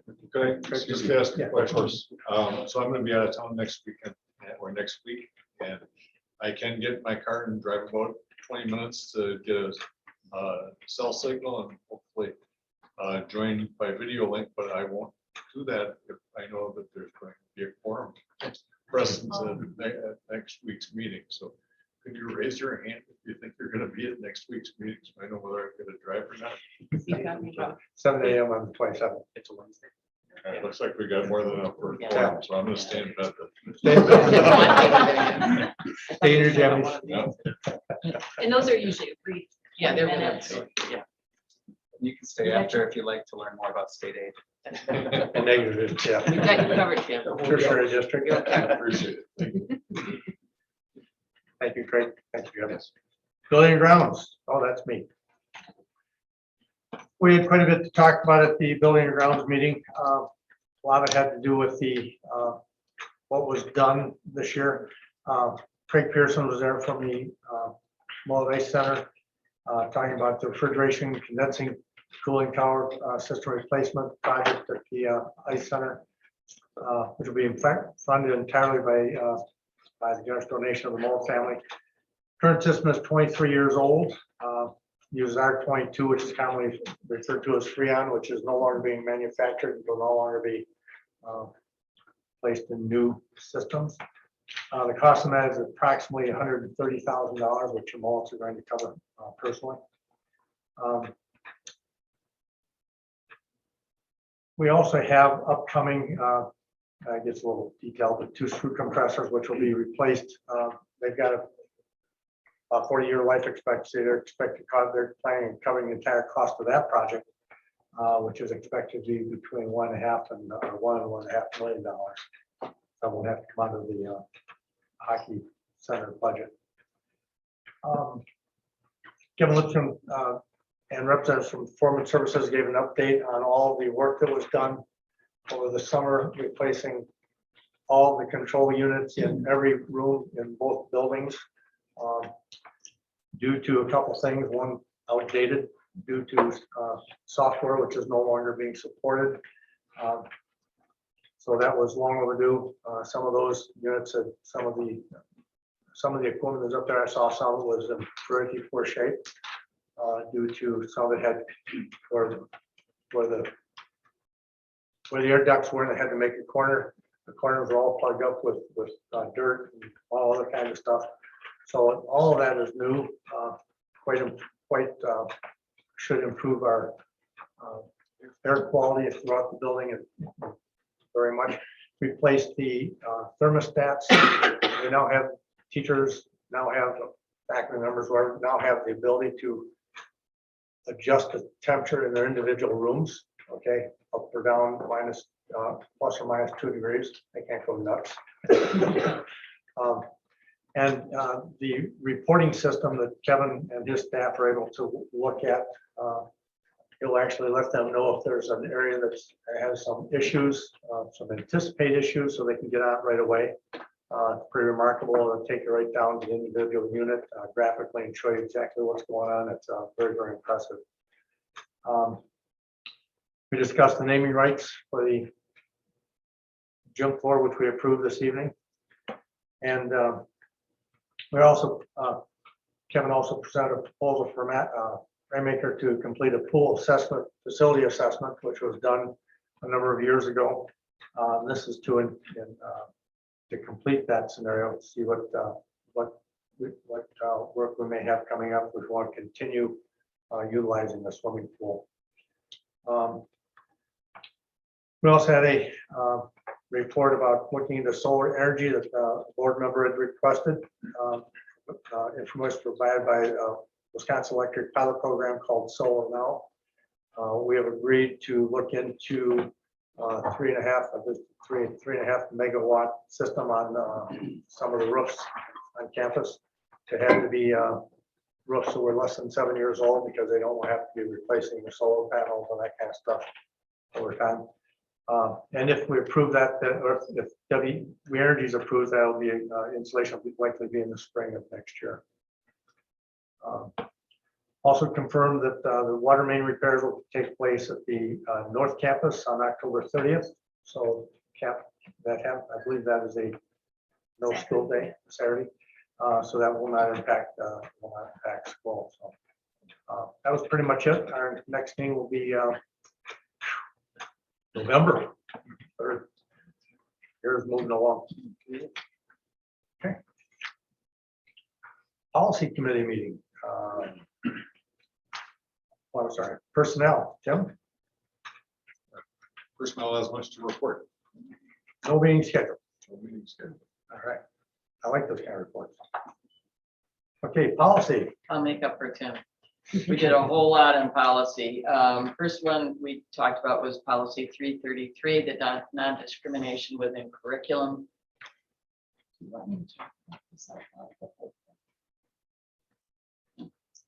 We all have it in front of us. The language for our guests here that we've chosen for this has been basically taken from 8 or 9 different states that have passed the language in their assemblies and senates. There have been many different states' efforts to define this and to deal with it, to address it. This particular language, I looked through many of them. This particular language came from the state of Idaho. And the reason for that, as some people know who were in the policy meeting, was that it was concise and very to the point. It didn't go rambling off on all kinds of different topics, and we can talk about more of that in a moment if you wish, but it becomes very, very difficult to define this critical race theory with very specific terms, because the terms seem to constantly change. There was one individual, maybe there are others, who suggested that we have a list, and the list was like 20 or 25 words that were to be forbidden to be used in the classroom based on on a policy like this. My suggestion and recommendation at that point was, we can't police this. We can't properly prohibit the use of dozens of words. That's not what we're trying to do. So anyway, I'm sorry, I don't need to get off on a tangent here, but we tried to make this concise. And it is a non-discrimination policy for folks who address the board early on, the first 1 or 2 people. This is all about non-discrimination. It's all about not discriminating against Japanese Americans or Indian Americans or Black Americans or any Americans. Okay, that's the whole point. We don't want that. Other people suggested here earlier today that we surely want to encourage teaching history. Of course we do, absolutely. So we have to try to find a balanced view whereby we teach history, all of history, good, the bad, and the ugly, but without restricting in such a way where we can't use words. We must be able to use words. Okay.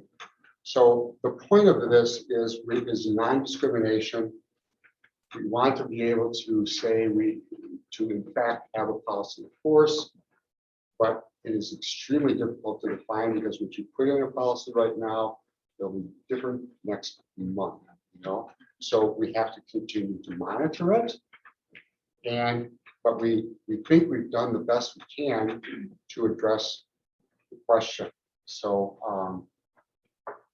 yeah, that's the main thing, folks. We're trying to do our best here. I don't believe there's a single person on this board who wants what we think is critical race theory in the school. Nobody wants it. Okay, we're in agreement. We just have to figure out the best way to address this. And what we have now is a very good first step, because I think some of you who saw our board or our policy committee in action 3-4 times ago, we saw really excellent dialogue, we had excellent contributions from a number of people on our board in that committee. It was refined and shaped, and I think we came to the best formulation that we can at this point. Thank you. All right, thank you, Dennis. Thank you, Craig. With that, we do have a few policy changes. Discussion and action on new policy 333, non-discrimination within the curriculum. As you just so often spoke about. Do we have a motion for approving the agenda as the policy as recommended by the policy committee? I so move. I'll second. Okay, moved and seconded to approve policy 333. Any further discussion? I'd like to thank Craig for all his hard work on this. You did an excellent job. I agree. Yes, you did. Thank you. Any other comments? If not, all those in favor say aye. Aye. Opposed?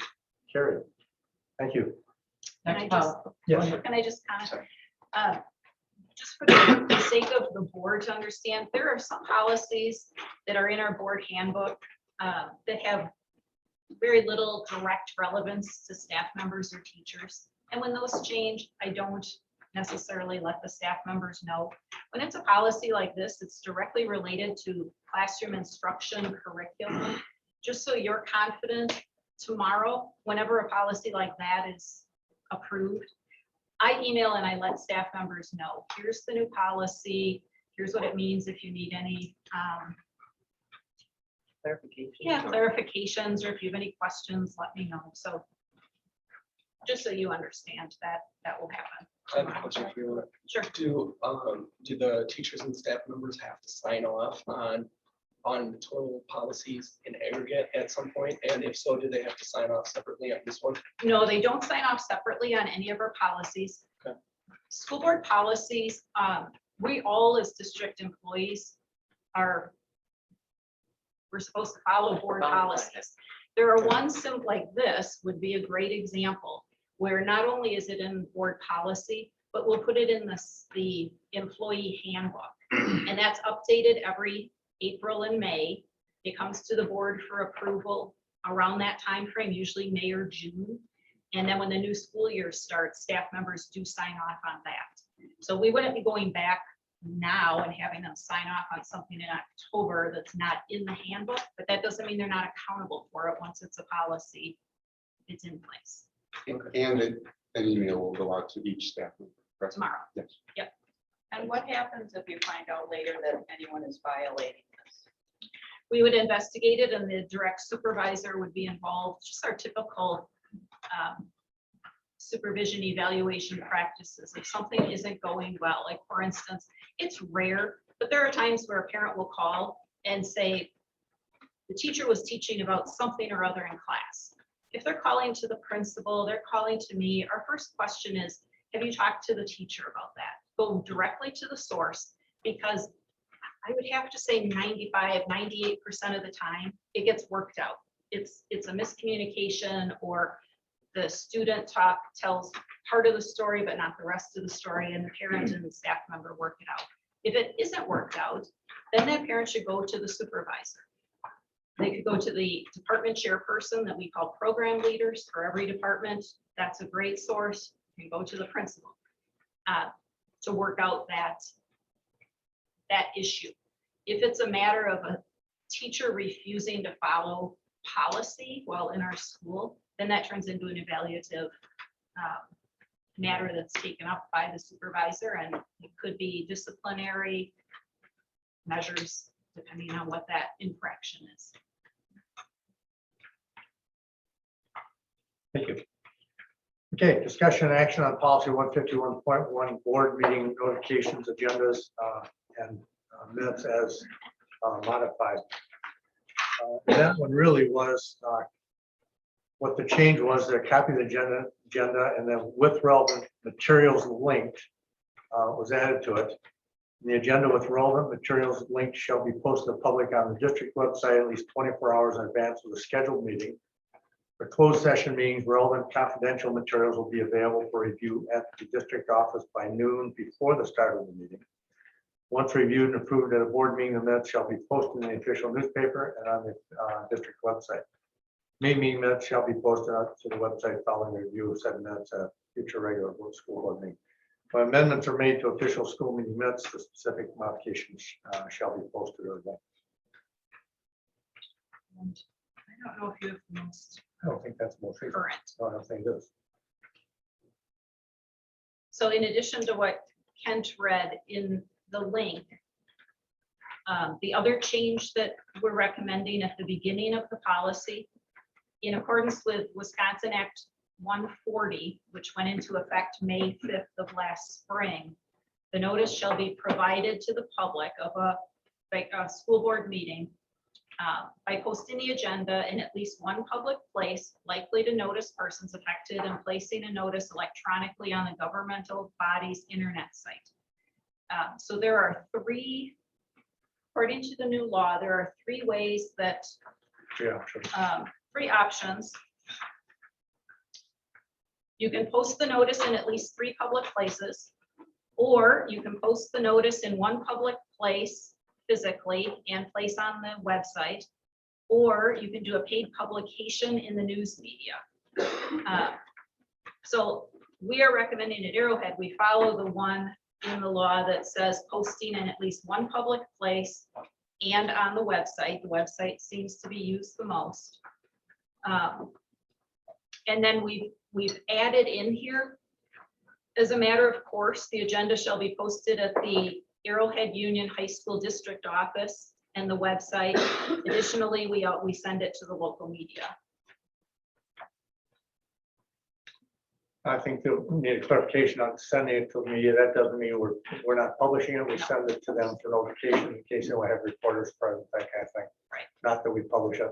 Right, The problem we with publish trying, minutes. yeah, the problem with publishing the agenda is Lake Country now, I believe, requires 6 days notice, and the Freeman 8 days, or vice versa. And the agendas aren't ready that far in advance. So it's just not practical to publish it, and there's not a reason to anyway, so to pay for it.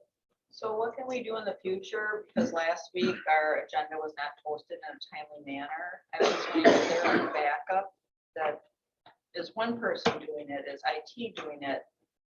Shouldn't there be a backup so that doesn't happen again? Yes. In a word, Okay, Also, I'm wondering if we can change a little bit of language here, where it says in 24 hours, at least 24 hours in advance of the scheduled meeting. I'd like to see the public be able to get that simultaneously at the same time that the board does.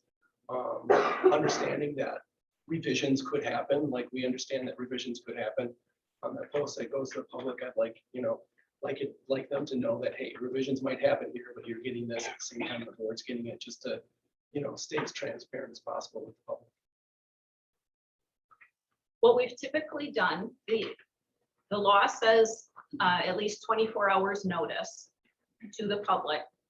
Our policy for board says approximately 2 days in advance. So that typically for the board would mean Monday. What our practice has been is whenever possible, which is almost all the time, we send it to the board members on Friday. And then it gives the weekend, because there are times when board members will say, hey, you forgot to put this in, or this agenda item isn't the way I recall we discussed it. And then that way we can make those changes on Monday. Typically, we post it to the public locations and on our website. Typically, we do that on Monday. So 2 days in advance for the community members, rather than just 1 day in advance. Personally, I like the idea of the board having it before the general public, just for the reasons I explained. But obviously it's your decision.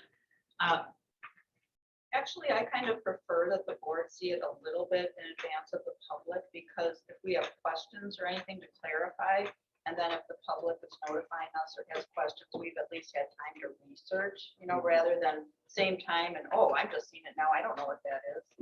So maybe it is, right, So maybe it's a 2-day, like you said. yeah, I think 2 But days. I think that's nice. It just gives everybody a little bit more time if they need it. For whatever it is that they're looking to. I agree. I think 48 hours to the public at a minimum. They have comments to prepare as well. with links. Yes, that's all in the bottom. Yes. I guess I put my 2 cents worth into it. It'd be nice to have it out there 2 days in advance. People have lives. If something important, something that shows up on one of our agendas. It's nice for them to have an opportunity to recognize it, talk to their neighbors about it, figure out who might be able to come. Well, and I don't have a problem with saying at least 24 hours in advance. Practice is it's out there on Monday. So which is 2 days. So practice for as long as I can remember, is it's been published, it's been posted on Monday, 2 days in advance. Because doesn't tire hands actually have to have it on Monday, even though that is the practice we followed forever. I don't see a reason to actually change it.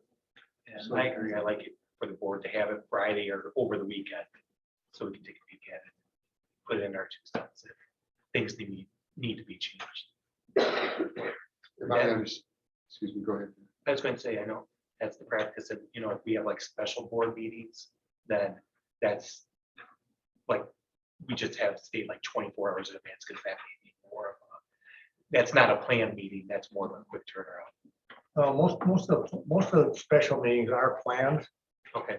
At least more than 48 hours in advance. Okay. Right, an emergency meeting. Emergency You're right meeting. on, that can be 24 hours, or if it's a critical emergency, it can be only 2 hours before the meeting if you call every board member.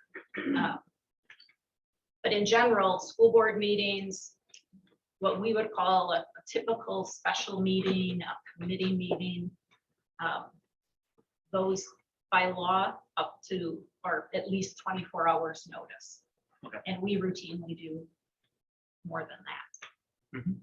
So to clarify, and we're suggesting 48-hour advance as a preferred practice, shall we say, but not by policy. Rather by policy, it's a 24-hour advance notice. Is Would that- be my is that- recommendation, and that's what we're following as current practice, and have for quite a few years. That sounds like a wise way of doing things to me. I think the only unfortunate part of that is that I think it doesn't allow the chance for, like Tim was saying, for the public to get it, an extra day. I mean, everybody's got busy lives. I think to give them another day, 48 hours, I think that seems legitimate and fair. I understand that we've done this a long time this way. But now there's a lot of people that are interested in coming to these meetings. And I know that hasn't always been the case. So just to be as transparent as we can, I'd like to at least change it to 48 hours. But again, that is our practice. Yeah, we already- Chris, that's already what we've done for years. We haven't changed it. We have no intention of changing it. This says in case of an emergency or whatever, it shall be done at least 24 hours in advance. But practice and practicality has always been, as long as I know, as long as I recall, has always been 2 days in advance. So that shouldn't be a problem changing it to the number 48, right? Well, but then. Or we could say as a matter of course, it will be at least 48 hours in advance, But no less but than no less than, 24 hours. well, yeah, no less than 24 hours, that's a lot. So if something comes up, if there's an emergency, we could still hold the meeting. We could by law already, but by our policy, as we had happen on October 13th, by our policy, it would not have worked. By law, it would. I think we're tying our hands a little bit if we make it 48 hours and something comes up where we can't get it out in 48 hours for some reason. Purple. Okay. Well, if the board has it on Friday, that's, We're not talking about the board, we're talking about the public. I know, but if the board has What's it, the rest of the board? the information is already there. If the board has it, the information exists. Right, I go what you mean. It means if the board has it that far in advance, it's been developed. But if there's an emergency or accident or something like that. I don't know, That's Ken, like- if you're polling the board, but if you are, my sentiment is that the preferred practice be our normal and historical practice of 48 hours in advance, but no less than 24. That, I don't know, everybody else can say their. Which is what we've got now. So why don't we put it in the policy then? Just write it in there, because all we have now is 24 hours in advance, or just say 48 to at least, whatever Craig said. I agree with Yeah, Craig. that was a nice. Well, we have at least 24 hours.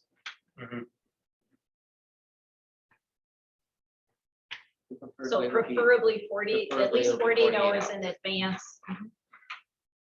But within, or not within I would say 24 hours. preferably 48 hours, Preferably. preferably 48 hours. But no less than 24 hours. Agreeable? Yep. Yes. Are you willing to approve it subject to that, so we don't have to bring this back? And I mean, the sooner we do this, the sooner we can get links to the public and so forth. Right. So we need to vote. Do we have a motion for that modification? I'll make a motion. I'll second. Okay, we'll move in second to modify the proposed policy to read, to be posted to the public on the district website, preferably 48 hours in advance, but no less than 24 hours in advance. All those in favor say aye. Aye. Opposed? Carried. Okay, now we need a motion to approve the the policy as amended. I'll make a motion. Okay, so moved and seconded to approve the policy 151.1 as amended, as proposed and as amended. Any further discussion? Now all those in favor say aye. Aye. Opposed? Carried. Thank you. All right, discussion and action on policy 121, policy developments. Policy 121.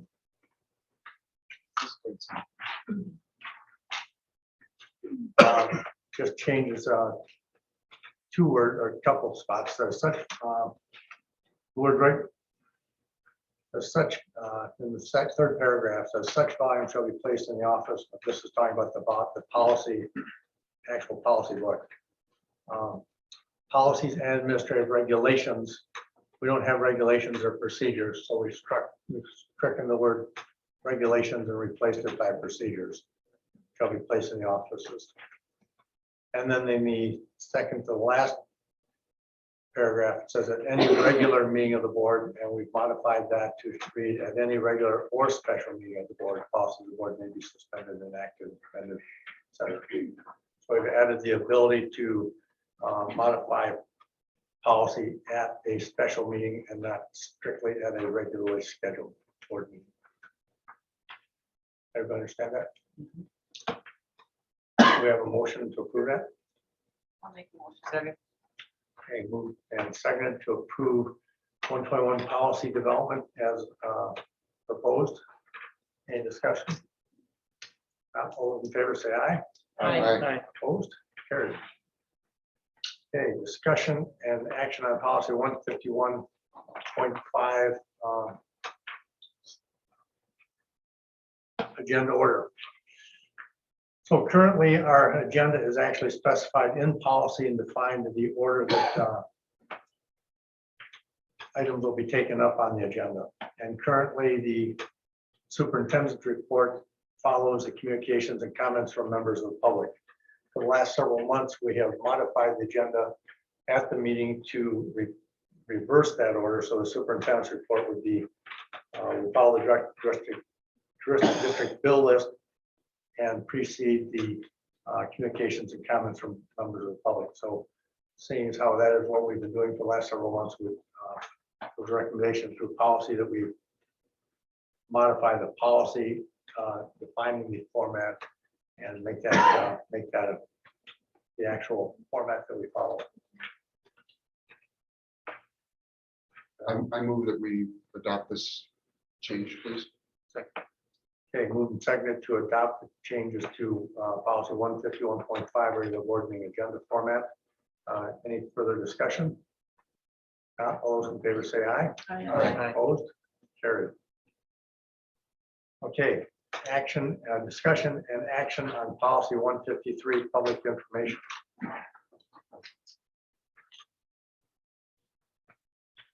Okay, this is one that talks about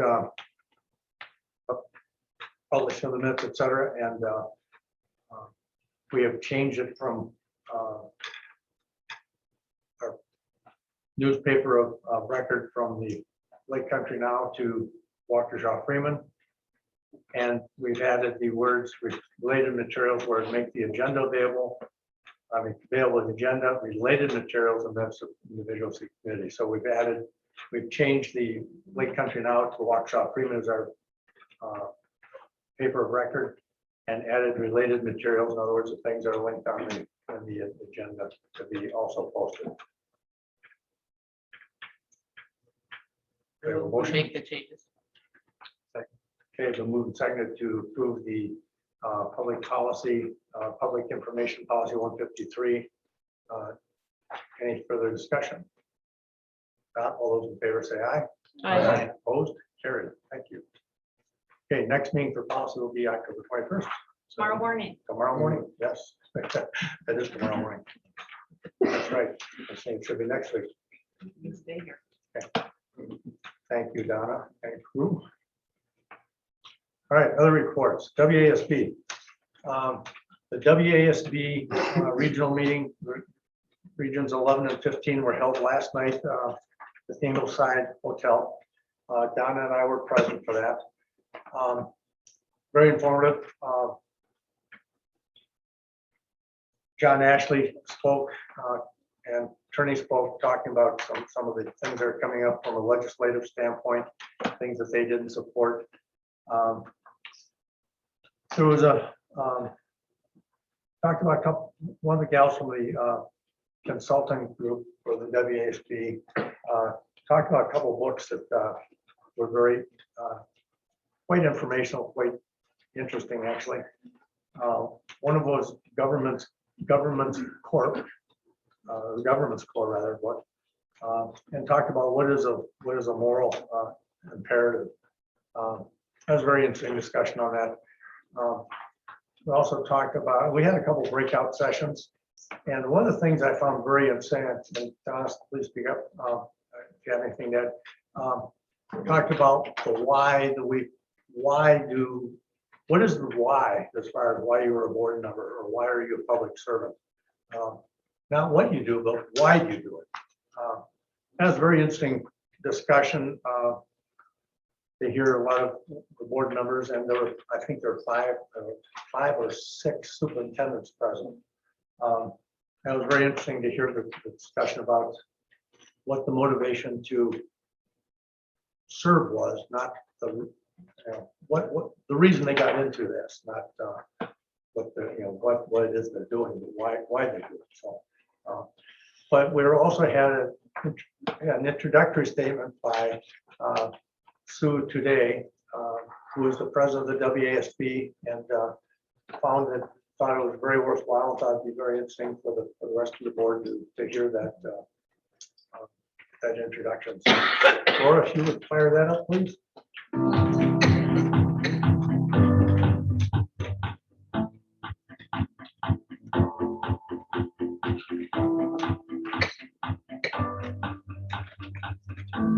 Good evening and welcome to our 2021 Fall Regional Meeting.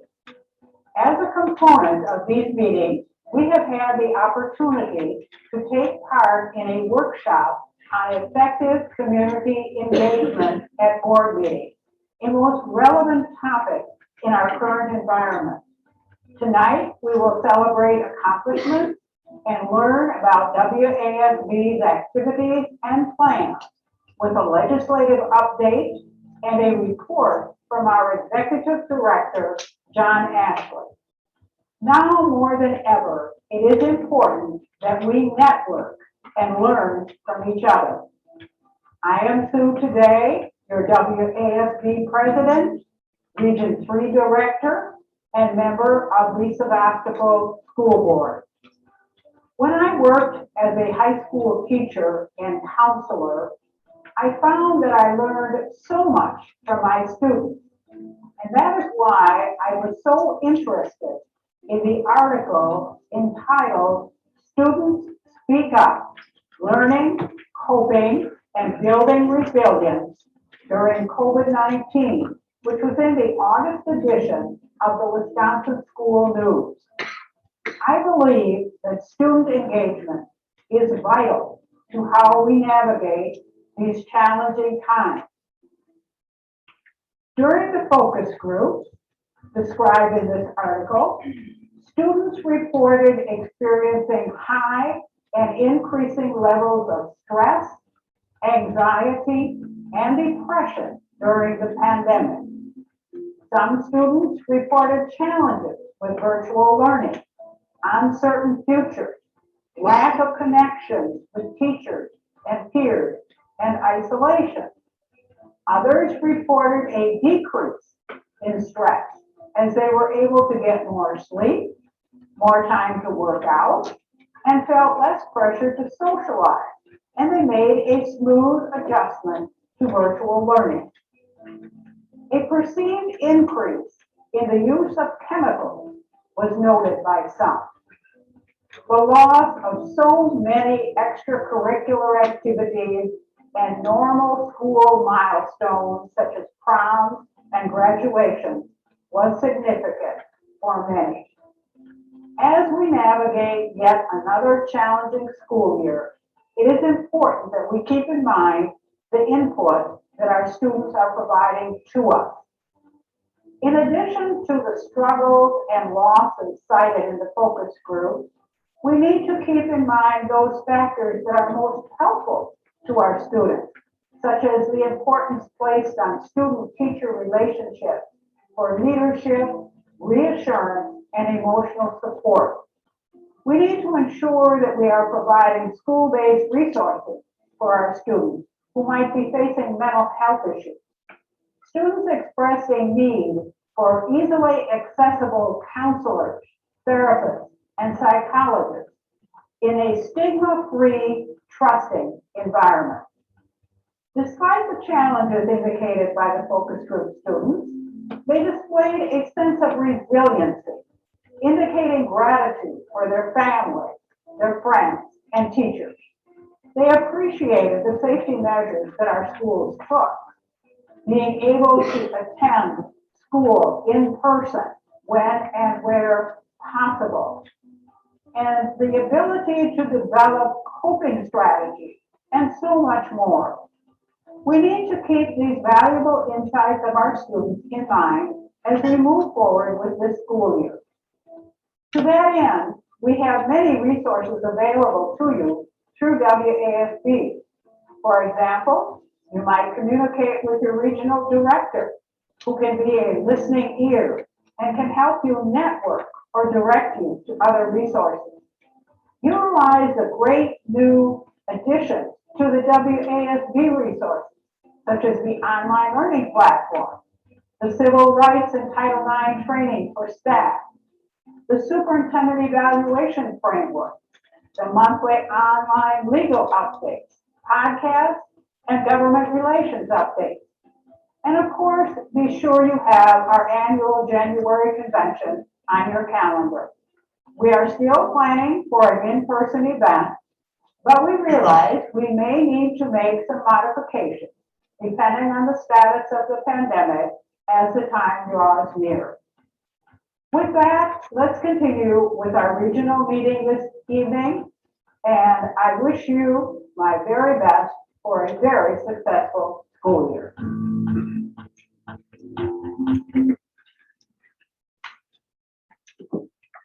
Donna, do you have anything to add about the meeting? We had some good discussions. Yeah, we had great discussions, but I think that why that Kent brought up, I think we also have to self-reflect on that. And it was interesting because we went around to each table and the common theme was, it's all about the kids and community. I mean, this is why we're doing this. It's for the kids in the community. I mean, it elaborated a little bit more than that, but if you have to break it down to two different things. And I think that that's pretty much why we're all on the board. So it was nice that it was a topic that brought it up, because it's just probably not something we've ever self-reflected on. Yeah. Thank you. So anybody that is interested in going to the the state convention, sell downtown at the Wisconsin Center, around the 20th or thereabouts of January. So we'll get more information on that from the WSB as we get closer to that. One other thing you didn't touch on, one of the other breakout sessions was, what do you bring to the board? So think about that. Yeah. What strengths do you add to it? What is it you bring to the board that adds to the board? Exactly. Both very good breakout sessions. Thank you. Okay, new business. Employee transactions, resignations and retirements. None of that. Contracts and letters of appointment. We have one staff letter of appointment and a number of co-curricular, primarily, well, I think they're all coaches, coaching positions for the year. We have a motion to approve those. And then that we approve all the positions as listed. I second it. Okay, but moved and seconded to approve the contracts and letters of appointment. All those in favor say aye. Aye. Opposed? Carried. Okay, we also have some donations, discussion and action to accept those donations. We have, amazingly, we have a $20,000 donation from Archie Sellers Entrepreneurial Foundation to the Design, Engineering, and Manufacturing Center. Yeah, $2,500 from to Technology and Engineering from Bryant Products. $5,000 from same thing, Technology and Engineering for Pencil Products, and $1,000 from also the Technology and Engineering Department from Dynamic Tool Corporation. So somebody doing fundraising that. Can I just speak a little bit about? Yeah, Yeah, absolutely, please. So as you know, 7 years ago, we renovated the South Campus Design Engineering Manufacturing Center, modernized our curriculum, continue to try to do what we can through North Campus with the facilities that we have there. The fundraise effort has been really focused on industry grade machines. A lot of the machinery and equipment that we have in our former space is very, very old, 60s, 50s, 40s. 50s, maybe. From what I understand. So computer integrated manufacturing, engineering is the focus. Anthony Christian, Jeremy Schlitt, Tom Whalen, Michael West, and Jeff Luchwager in our tech ed department use some of their summer curriculum time to be reaching out to business partners, talking about the things that our students are engaged in, where they're headed, what they're involved in. We had Kent was there, we had a spring business partner lunch where we identified students spoke about some of their experiences that they had where they're going on to school along the lines of engineering, or if they're going right into industry, what they've been doing as part of like youth apprenticeship, things like that. It's very compelling, and businesses want to get involved. Mark G. Sellers Foundation kind of put out there that they will put out this donation for us, and they are calling on other business partners to manage or match, I should say, those donations. And so our tech ed teachers have been reaching out, not just to the business partners who are part of that luncheon, but other regional manufacturers to match it. It feeds into a Wisconsin workforce development opportunity we have for advanced manufacturing, which is another grant opportunity through the state of Wisconsin, championed by Scott Walker, to make sure that school districts are filling the pipeline, filling the gaps, if you will, and then especially in the state of Wisconsin, where we do have a manufacturing gap, and we have a lot of labor force statistics that support. We need to be sparking the interest of our students in engineering and manufacturing early, and we want them to stay in Wisconsin.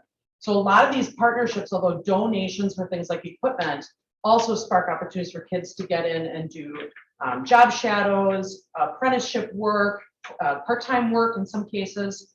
And so it really, the credit goes to that department who has spent countless hours reaching out, talking about Arrowhead, talking about just the opportunities that we have for students in this particular pathway, the manufacturing and the engineering pathways. So this is the start of something that's going to be continuous efforts, so that we can maintain high-tech equipment, train teachers and students obviously on that equipment, and prep them for their post-secondary plans.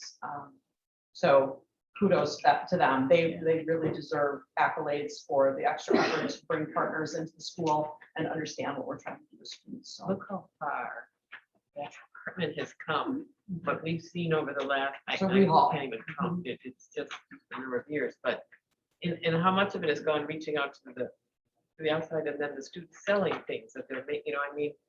Warhawk Manufacturing has been a capstone program. Oftentimes, students have the opportunity to do youth apprenticeship and Warhawk Manufacturing, and it's student-run business. They have jobs that they do for Schoberg Tools right here in Heartland, and other local businesses that we are able to partner with. I think the other really big benefit has been in a lot of this dialogue and conversation as I've talked to the department is the feedback and the questions and the opportunities business partners are able to give to the teachers about, instructionally speaking, how to tackle clean manufacturing and some of the systems that they use. Our kids get a huge benefit of having that background, going either directly into the workforce, or it'll serve them really well regardless of the career path. But they're getting sparked and they're finding out about so many things, and they'll be so employable. One of the students, TK, who spoke at the business luncheon in the spring, who I think he was on the news last year. He designed the cell phone holder to clip on for people to do their Zoom meetings. He presented at the Waukesha County Business Alliance breakfast last spring, and he had I want your resume, I want your number, I want your email from about 5 different businesses in Waukesha County. We want you now. He's going to Madison. they just were really impressed with, just the entrepreneurial spirit, and that's what the program is really about. It's about design, creativity, and how that engineering side of design looks like on a manufacturing floor. And everybody's gonna be an engineer, but an engineer needs to know what goes down on a manufacturing floor and vice versa. Those students who have that background in coding and programming and computer integrated manufacturing and how things are designed just better. So it's been a real joy to watch that team continue to evolve, and they are tenacious and literally dragging me along with them. I say, oh, hold on a second. They're amazing. So just kind of FYI, on the donation. That's a big deal. So I'll just add, it's a 5-year commitment too on that Mark G. Sellers grant. So as long as they get the matches, Mark G. Sellers will put in the 20,000. So- Right, and I was gonna jump in similarly. So some of these donations that you see, $5,000, that may not be a one-time thing. That might be $5,000 every year for 5 years. On Tuesday, Brian Mullet, we were just talking about the Mullet family is donating, it'll be over $1 million within the next 3 years. Brian contacted Anthony Christian, who's a lead teacher in the tech department, and I on Monday said, hey, can I stop in Tuesday morning between 7 and 7:30? Won't take more than 10 minutes of your time. Great. He came in, $25,000 check. And it just to use it to help for this program, but also to use it to leverage other companies. Here's what the Bradley Corp just did for Arrowhead. We're looking at $25,000. We'll consider that $5,000 a year for 5 years. What can you and what can your company do? And what can your company do? And the Bradley Corporation, the Mullet family that owns that, they have helped Arrowhead tremendously. They also are donating and helping Germantown, Menominee Falls, Slinger, and West Bend, 5 different school districts, because of the need in Wisconsin for employees and for high quality employees to be working in these companies that matter so much to our economy. So that $25,000 donation that just happened Tuesday did not make it onto this agenda, but it will next time around. I just wanted it to be mentioned now because it's in the context of the same type of donation and program. There's 2 others coming next month also. Well, when we can get back to having student presentations at every meeting, I'm really missing those. I'm sure all of you are, and that's like the best part. There'll be of some every meeting. opportunities for that group. But I mean, that group and others, it's time for us to get those kids back in so we can see what they're doing. That's a great part about the meetings. Yeah. For Laura, is anyone acknowledging these folks with thank you notes or notes of appreciation? Right. Every donation that is accepted by the school board, we have a letter that I sign, and it gets mailed out within a couple of days. So on behalf of the school district, and letting them know the board accepted their generous donation. Great candidates for the meeting next August. When we're, the meeting in August, when we do the community members and stuff, these are great possibilities. Right. Our friend of Arrow. Our friend of Arrow, that's the name I was, but that first meeting. And I guess likewise, are there some letters of appreciation that go out to them, this team? It sounds like they've really just, taken the ball They and can run with it. acknowledge. So. with like hug. No. Something a little more formal from the board. Yeah, I think they've received board appreciation certificates in the past. I mean, they could probably be in front of the board every year with appreciation, but we would appreciate investment in the best way, I think, as we consider difficult budget decisions and things like that, is just recognizing the investments businesses and the community have had in programs like this that serve students differently than 85% of our students go on to 2 or 4 year university, college bound. Many of those students in the program are definitely college bound, but many of them do go into the directly into the workforce. And so I just think that acknowledgement of the importance of that program is big appreciation. Kim, you'll have an opportunity, Anthony, oh, I don't know if he did it last year. And Jeremy, they always give us the opportunity to go in and see the kids in action. So you can take time during your day to actually I I go think in. they're and see gonna these do the kids. second They love and, that. yeah, the second annual, it was like board and brush, but it's not board and brush, it's make and take or something like that. Yeah. Board and brush. Where have you been? It was the same concept where you could come, you could pick a project, and the students from Warhawk Manufacturing would lead you through that project. A birdhouse is one of the No, I'm options. talking about when they're showing in the engineering side. Yeah. They're showing their things that they. Sure. So you'll have that opportunity, and that I think is one of the best ways the boards can acknowledge their. Well, I think, too, as Their part of the, accomplishments. they'll have two, but the spring is probably the best one for this opportunity, the business partner meeting opportunity, have an invite to the board, who's, has been there, so. Yeah, yeah. So, Kim, on a more personal basis, from time to time, I wish I'd get it more, but I'll just write a little note to them, an email on the Arrowhead website, and just say thanks for whatever it is that was done on a rather outstanding basis or a noteworthy basis, and I think teachers appreciate it.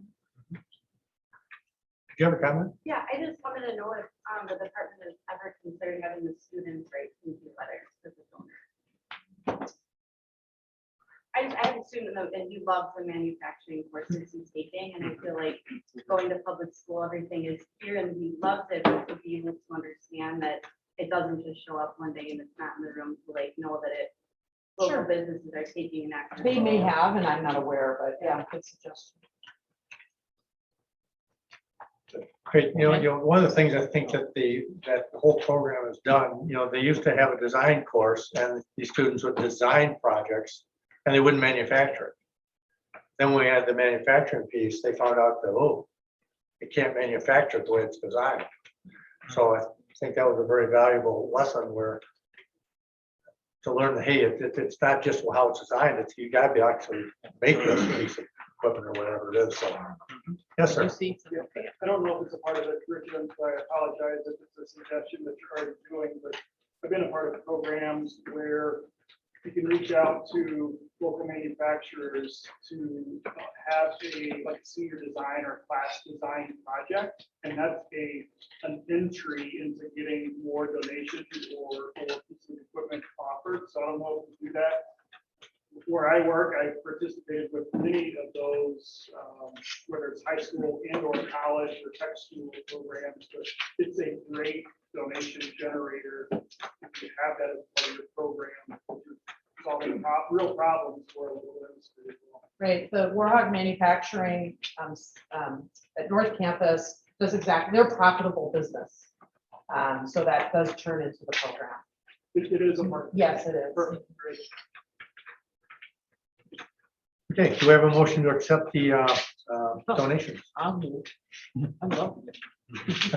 I'll certainly second that. Okay. The treasurer ought. Well, it took a while. That was a hard one. Okay, motion to approve and accept the donations. Okay. All those in favor, say aye. Aye. Opposed? Carried. All right. And I'll let that go by. No. Discussion of potential action on COVID mitigation strategies. Should 10% or more of the student body be absent as a result of illness? Laura, do you want to read this one off? Well, I gave all Pretty the, well covered it. all the information, correct? And I guess, like I started with, there's a policy, the board policy, I think it's 652, just talks about, as a superintendent, I'm responsible for coming to the board with a plan or a suggestion for the board to approve or not approve. Given that the board made a decision in June before school started, and now we've been seeing the data, the illness levels that are significantly higher than the year before, I felt like it's my obligation to come and share that information. I would propose we use a 10% absence rate or percentage based on illness of 2 days or 3 days in a row, so we're sure it's a trend. to put masks in place as a potential, I guess, mitigating strategy to see if it curbs the illness in order to prevent having to move to virtual instruction for a temporary period of time.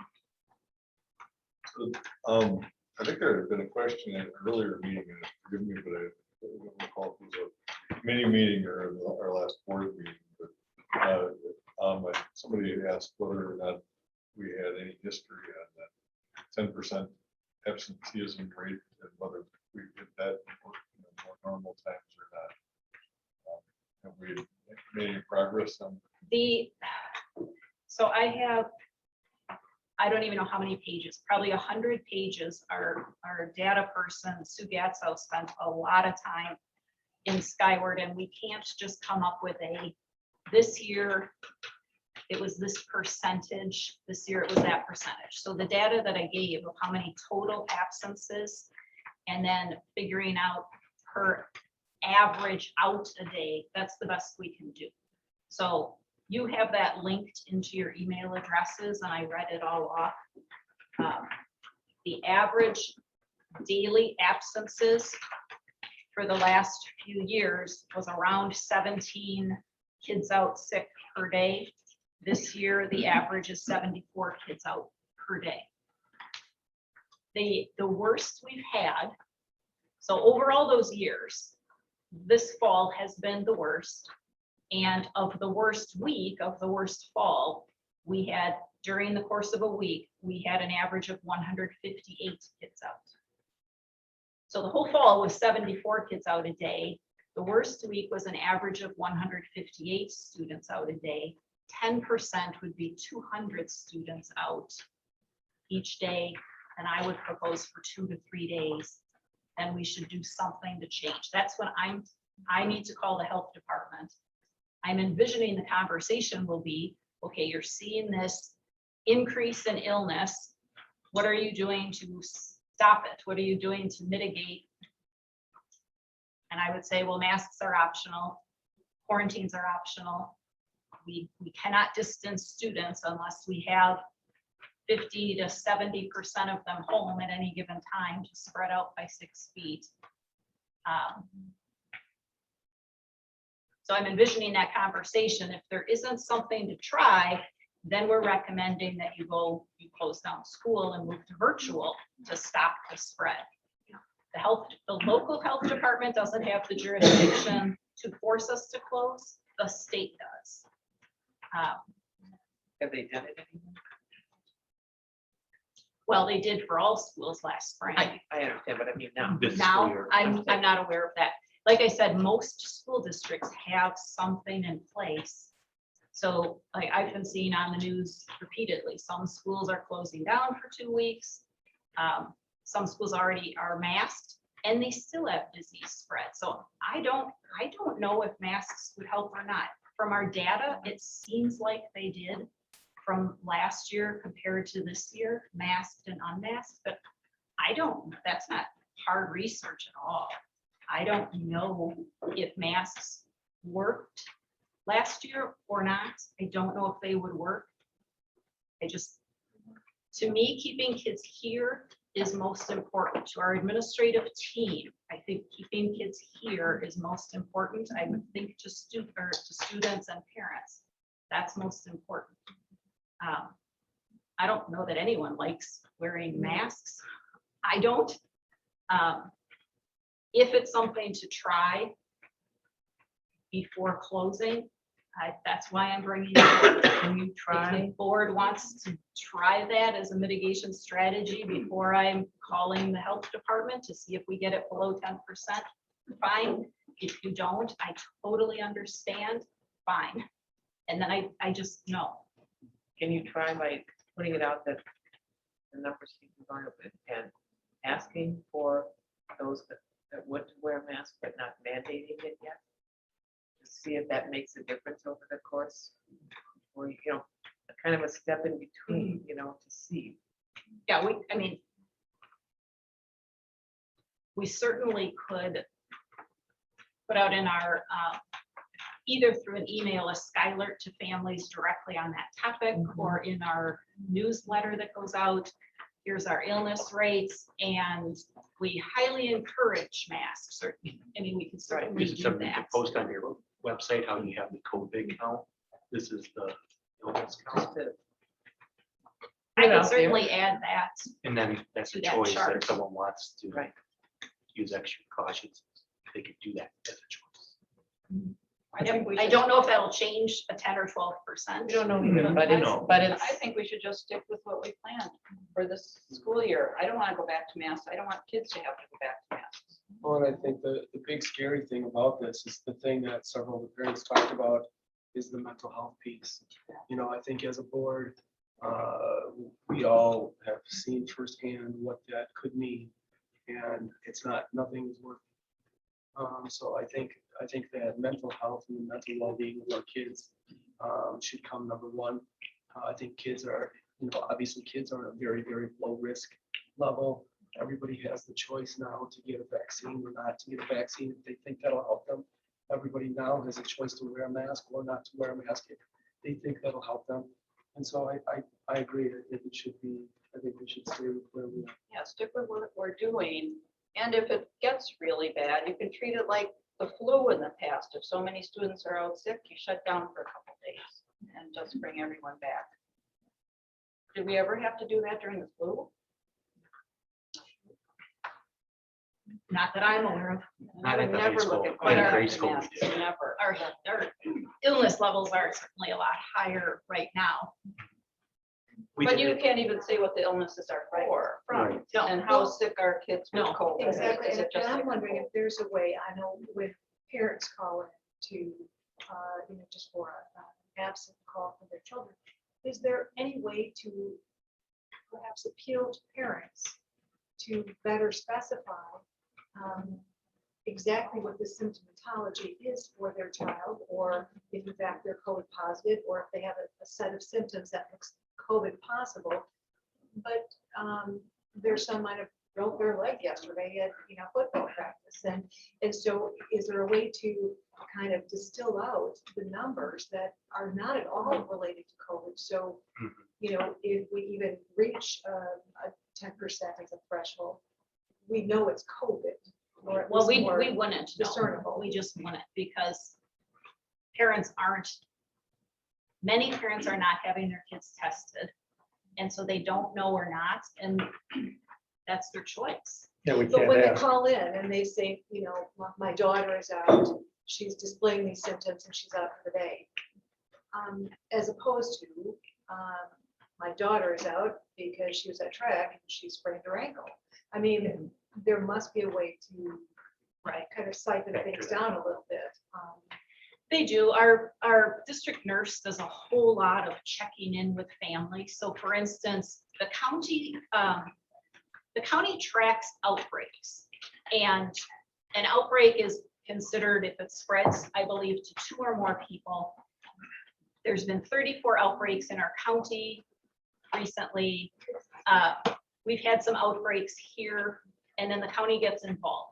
So within a classroom, we had a student who was tested positive, didn't want to miss school, came to school anyway. We didn't know that he or she had tested positive until it was a couple days later. There were 24 other students in the class. The district nurse for our administrative team could draw the desks and say, here was the COVID positive person. 16 other kids got sick. Of those 16, 5 were tested. They all were COVID positive. Of the 11 others that were sick, we don't know if they were COVID positive or not.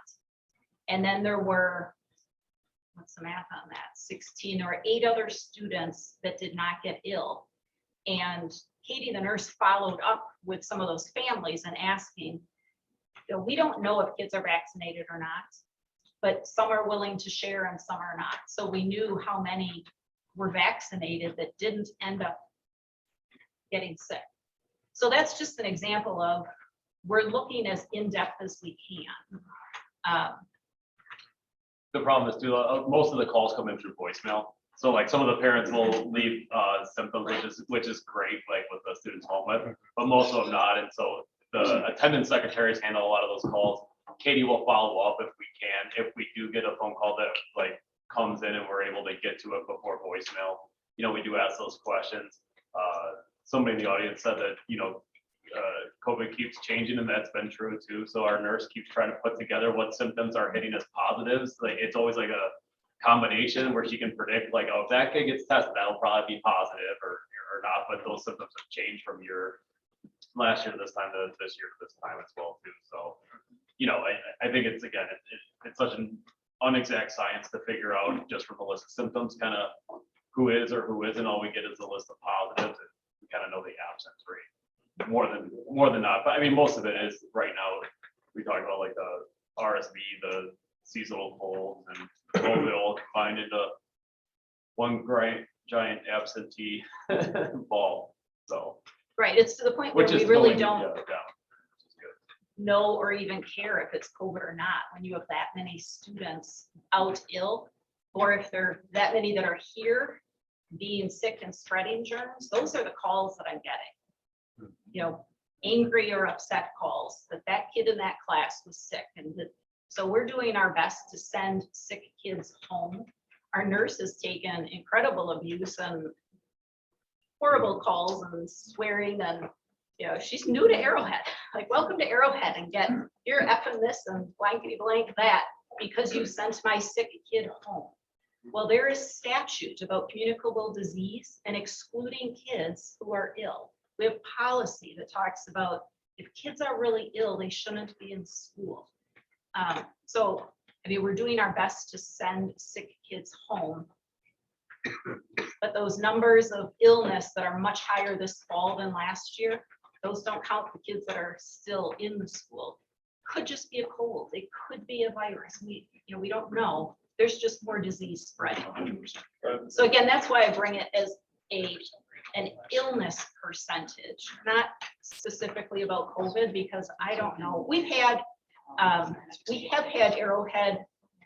It's less than 5, so I can't say it's 1 student or 3 students. We have had Arrowhead students that have had to be hospitalized. We have a staff member, and I can share this because the mother and the brother now have a GoFundMe page, 30-year-old Arrowhead staff member who second week of school ended up on a ventilator and still has lost 6 or 7 weeks of his life right now, sedated. So it's a serious matter, and we're wanting to keep our schools safe from COVID specifically, and just any illness spread. I have 4 questions, just trying to drill down on the numbers a little bit. So in our family, we've got our 2 freshmen Warlock this year. So we got a call saying that he was exposed to staff member of COVID, and we held him out for long enough for him to be able to effectively be tested. He wasn't sick, but we're calling him in absent every day. Is he showing up on the sick list, or is he not? And are more students getting those kinds of calls? Where do they wind up showing up on our statistics? Any student called in sick will show up on the illness list.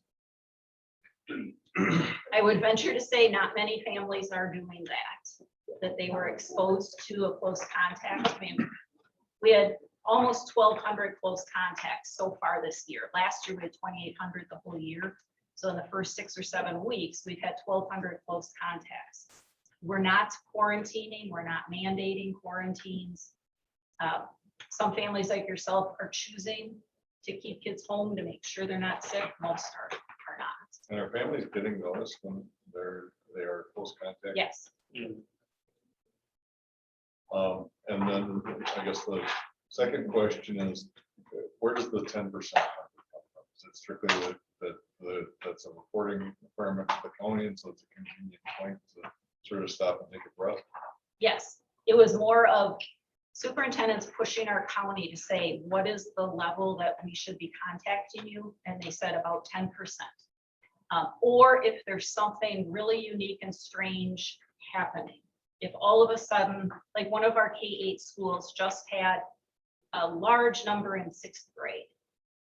It's not 10% of the school, but they want to know about that, because if it's considered an outbreak, then the county gets involved and helps track and find out. We've had that with Arrowhead students, and then they track and see. So if that student became ill conceivably at Arrowhead, and then they work at a senior living facility, and then there's people in that senior living facility that become ill, they try and track where it's coming from. Is that 10% level, Laura, also the state health department level, whereby they would impose a shutdown on us? I haven't seen any set amount on when they would impose a shutdown. But they could impose a shutdown on us. Yes. Yes. But we don't know what that level is yet. No. You would think they would tell us that. Just from the county health director, I think it's hard.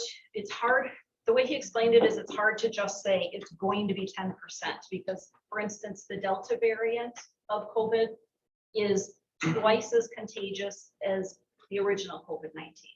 So if they say 10% and then it's more contagious, then do they change that percentage?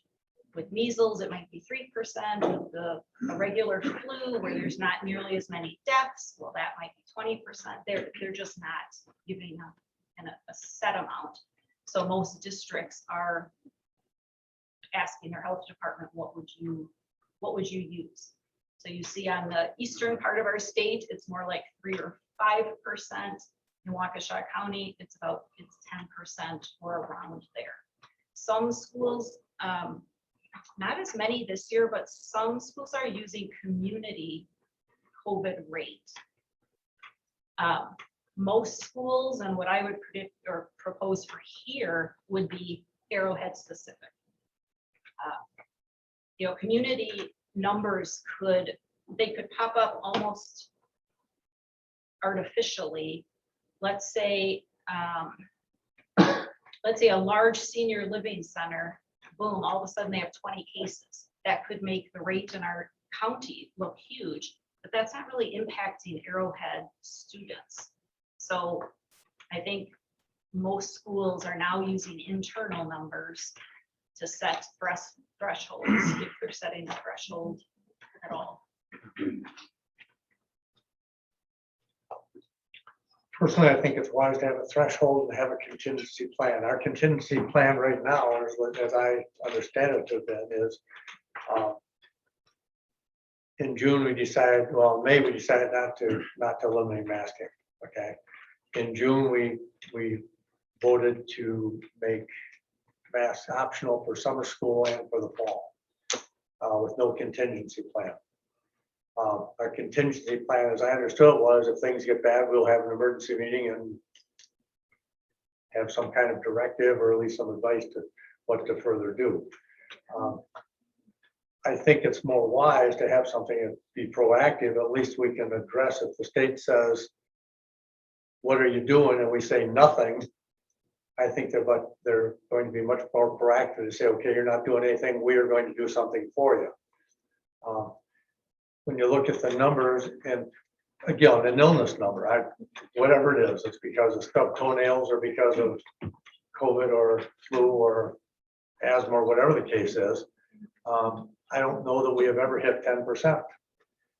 If the height here with the worst fall we've ever had, and the worst week in the fall we've had, we're at 158, so we're still quite a ways from hitting 200 or 201 students out ill for 2 days. I think it's just prudent to have something in place so we can say that we do have a contingency plan, even though we do not intend that we will probably ever hit that threshold because of past historical data, we have not hit it. At least we can say, look, we do have a contingency in place that we really don't think we will ever hit. But even if we do, at least the state can't come in and say, okay, because you don't have one in place, this is what we're going to do to you, or what we may do to you. So then, sorry. So I think it's prudent to have something in place, whether it's 8%, 10%, 12%, pick a number. to have some plan in place. And believe me, I agree entirely with masking. I don't like them. I wore a mask for about 14 hours on Saturday because of the honor flight. Anybody at the airport has to have a mask on, period, federal mandate. And airplane has to be federal mandate. Honor flights, national mandate is if you're working with veterans, whether you're a guardian, a veteran on the flight, or whether you're a volunteer working with veterans, you are going to be fully masked. And we've had a number of people that have, a number of our volunteers have been with us for a long time, have opted not to, either not, and they had to be fully vaccinated. And that's a personal choice, but that was a mandate that we made, that we set, that you don't have to get vaccinated, but if you don't, you can't participate. And we had some people that chose not to, which is fine. I don't have any problem with that. We've had veterans, which I was surprised at, decided they're not getting vaccinated. And I do a lot of these calls to call the veterans and the guardians. We've got a lot of guardians not opting not to get vaccinated, which is fine. We just put you on a list and we'll call you when we can get you in the air without a mask or without COVID vaccinations, if and when that ever occurs, and hopefully it will. But anyway, it's still a personal choice. But I think we ought to have something in place, so at least we can, from a state standpoint, we have something to go on and say, look, we have something in place. We're going to take some sort of action, even if we don't figure we'll ever get there. I see your point with having something in place to be able to show to the state. But I also think that it could be designed or appear in lots of different ways. And I mean, it could be for just a few highlights. I mean, Laura talked about a 2 or 3 day track. It could be a 5-day track. It's a 10% limit. It could be a 12% limit, as you mentioned, or 15% limit. What are the mitigation strategies? Well, we always talk about masks. What maybe we could call encouraging kids or encouraging vaccinations, encouraging, not mandating vaccinations, and sending emails out as a strategy. Maybe the lunchroom, spreading out kids in the lunchroom is a mitigation strategy. My point is just that I think we could explore this further and try to determine if we do need something to present to the state in the event that they come knocking on the door, what is that going to look like? I think it would be wise for us to discuss that thoroughly and design our own plan. And that to me says, this is a plan. It's akin to a policy that we should send to the policy committee and have a thorough discussion of before we jump into saying we're going to do this or not. I think What is this? It could cost money, so maybe we should send it to I think I appreciate your sentiments. This is probably going to affect personnel too. So has the state requested this of us at this point? They just said a strategy. Did they say Did they specifically? say we masks? need your plan? So then. So it may not have to include So that. I- That's kind of my point. Right. Is what does the strategy look like? It could be a strategy that does not include masks, and we need to have a conversation. Exactly, in that same vein, we talked about if it's an emergency situation, we'll bring this up again. Well, it's not an emergency situation now, so I don't think we need to have anything in front of an emergency when we don't have one. Why are we doing this? Well, it's often prudent to plan for things, even though Right, they but we aren't there can right wait at the until it moment. is, oh, this is dire, let's have an emergency meeting. What do we need to do? Can we enact some of what you suggested, which I agree with?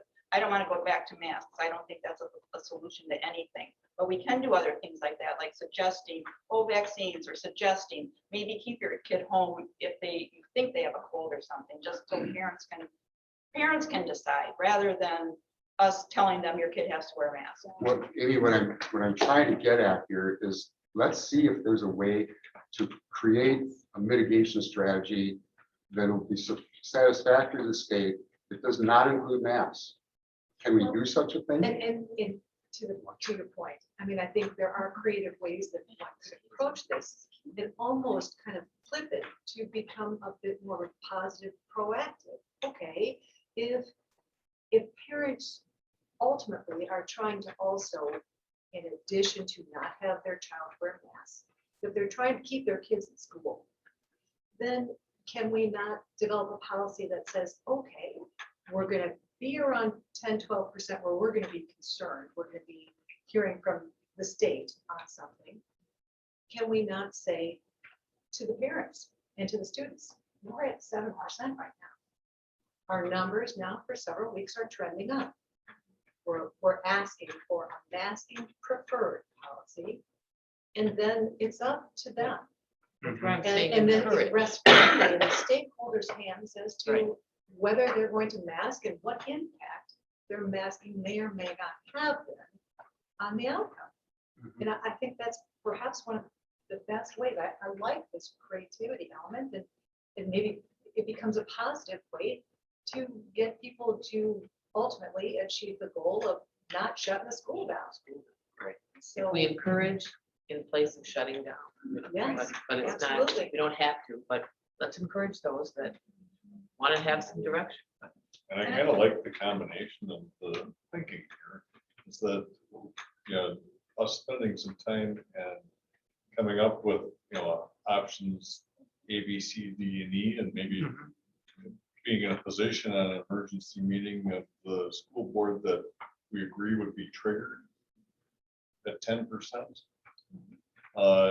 Having spent a little time evaluating this stuff, would be in a better position at that moment to take and implement And I see some like, strategies. So maybe our strategy is to, you know, engage in some planning and make a decision on the circumstances.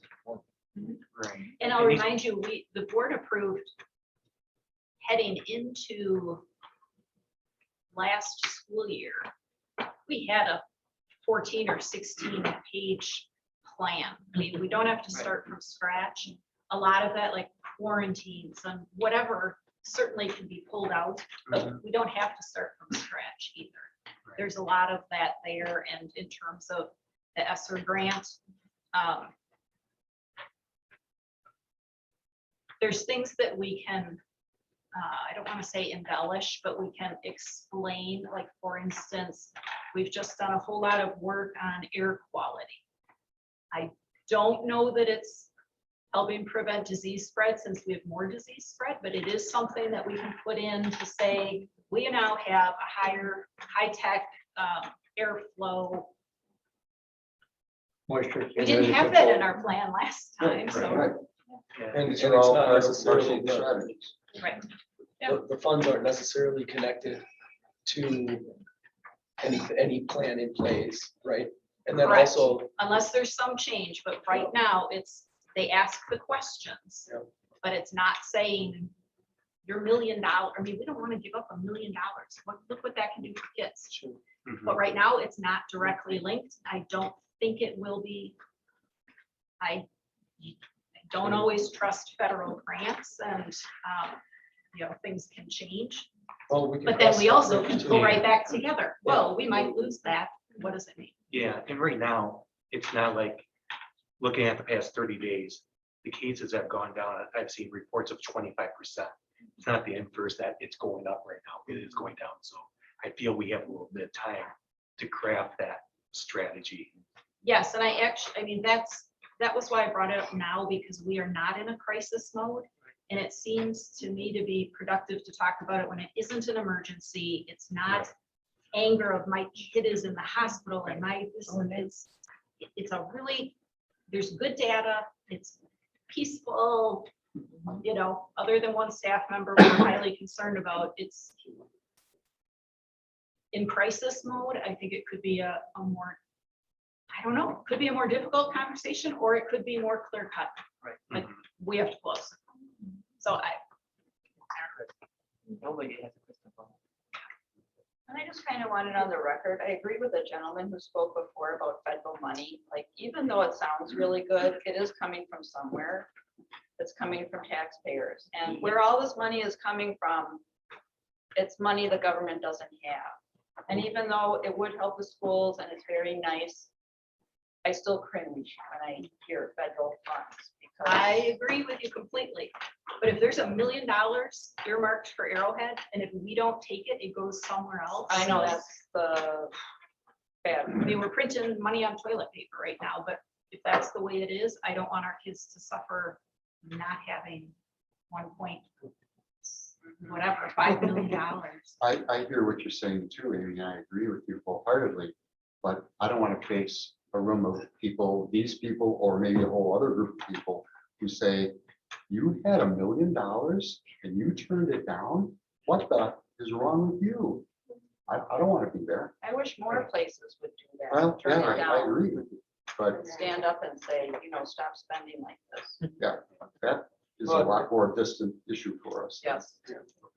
And at this point, none of that's all hyperbole. That's all just thoughts, because none of that's, it's not tied to anything. It's not, so I'd say, let's keep moving forward with our policy. And if we have an emergency, we can have an emergency meeting and move forward from there. What I'm hearing is, I think the consensus of the board is, let's send this to policy. Or personnel. Not tomorrow. you know, Or maybe, not tomorrow. Not tomorrow. And develop a contingency plan with some creative ideas. It's not on the agenda. Not for tomorrow. Yes, not for tomorrow. And come up with contingency plan. What I was But I would proposing, also like it if we had one at a policy meeting, if we could all show up, yes. please. What I was proposing was that we have a contingency plan, not that it's specific to whatever, but Kim, you had some great ideas. Yes. Tim, I mean, y'all obviously had some great ideas about some creative ideas about coming up with contingency plan. It doesn't have to mean we're doing masking. Okay. It doesn't mean that we're going to try to require vaccinations, which I believe nobody's going to do. But what I'm just saying is we can come up with some ideas that that would help suffice, or help reduce things, perhaps.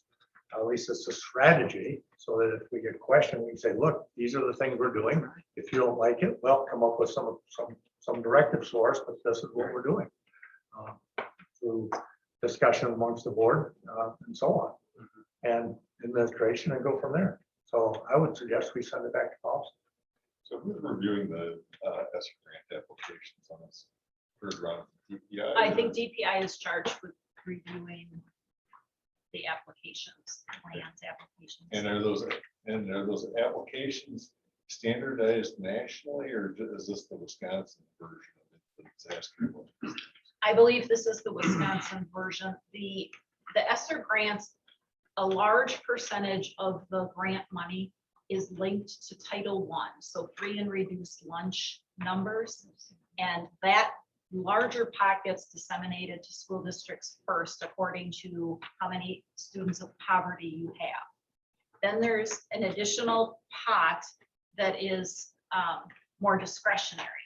And so that's why ESSER 1, Arrowhead only got $40,000, the minimum you could possibly get because of certain data. ESSER 2, then the legislative education committee or the joint finance committee decided we want to reward districts that were in person. So let's give a chunk of the ESSER 2 grant money to those districts that were in person. And then there was a complicated formula, what counted as in person and what didn't.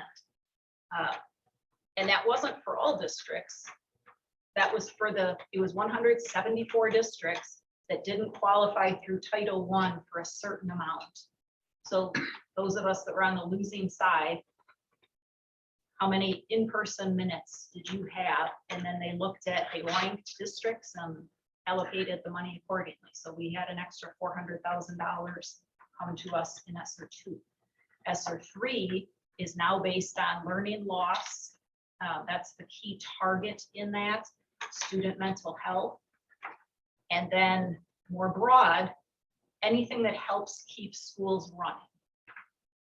And by anything, I'm being overly broad because there's some criteria involved, but it's much more general. So each grant is different. Most of it's the discretionary part that we're dealing with, which is our not local legislators, our state legislators deciding. And then in some cases, DPI is charged with how, what does that application look like, or how do you apply, or what do you need in order to apply? So, I did go online and pulled up the DPI allowed activities for ESER 1, ESER 2, ESER 3. And interestingly, this is a document that was put out in May. I don't know that it's been updated since May, so perhaps it's out of date. But interestingly, for the very first time,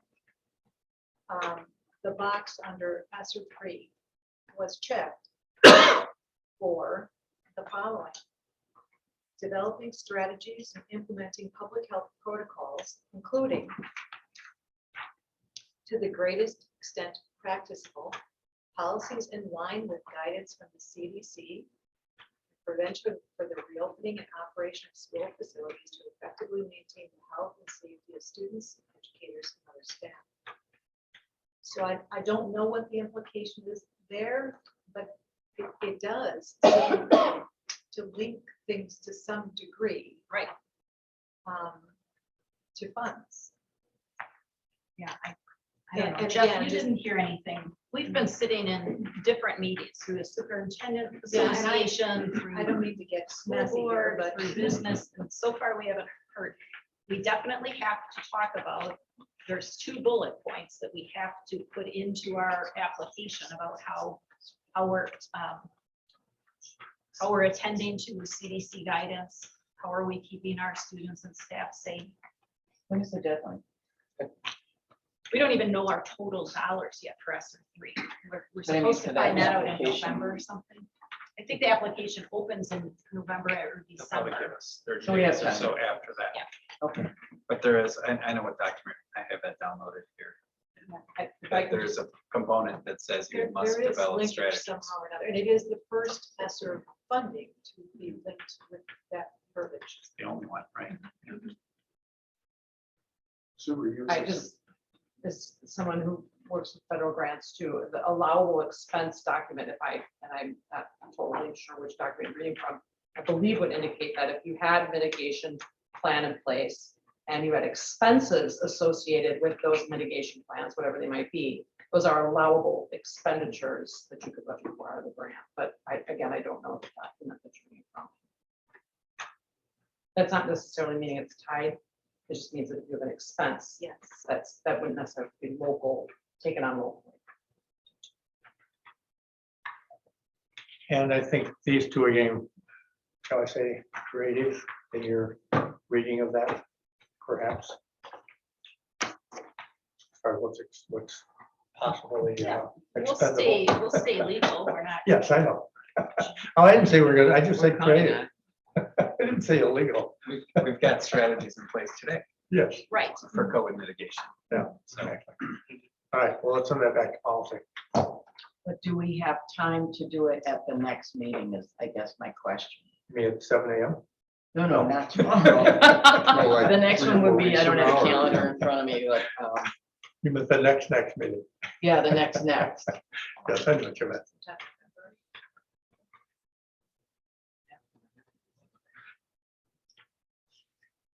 That would be the end. Show me a calendar. Right. Like Oh, November. wait, because then we've got Thanksgiving. Right, so. That's right, we We're gotta like move. November 18th. So we can move it up. I'd rather move it up so we have it. So we But- can be but doing the grant That would be all right. November 18th.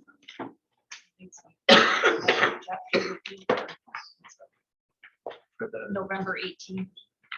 We're gonna be turning in our application Oh, before no, that anyway, the so deadline. probably not till December. January. they have to Okay. give us our allocation first. We don't know what that even is at this point. Okay, And the application, the plan isn't just about COVID strategies, it's also Right. about spending, how much are you spending on learning loss? Is it research-based practices? There's a lot involved. That's one small piece of it. Right, the strategy piece is a fraction of it. It's more about how are you spending it? What are your plans for it? And in 3 weeks, if we have all this natural immunity, we may not have to deal with it, right? To be positive. Awesome.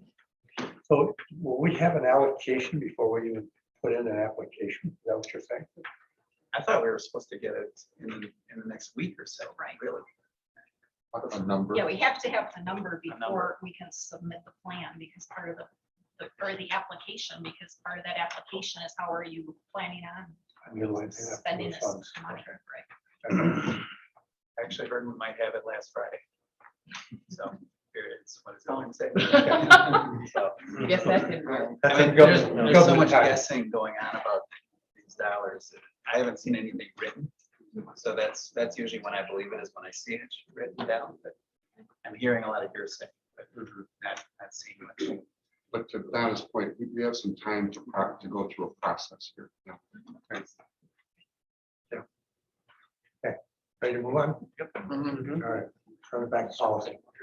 All right, discussion of potential action on the 22-23 district calendar. Is this aligned with all the feeder schools? It is to the extent that contracts allow for that.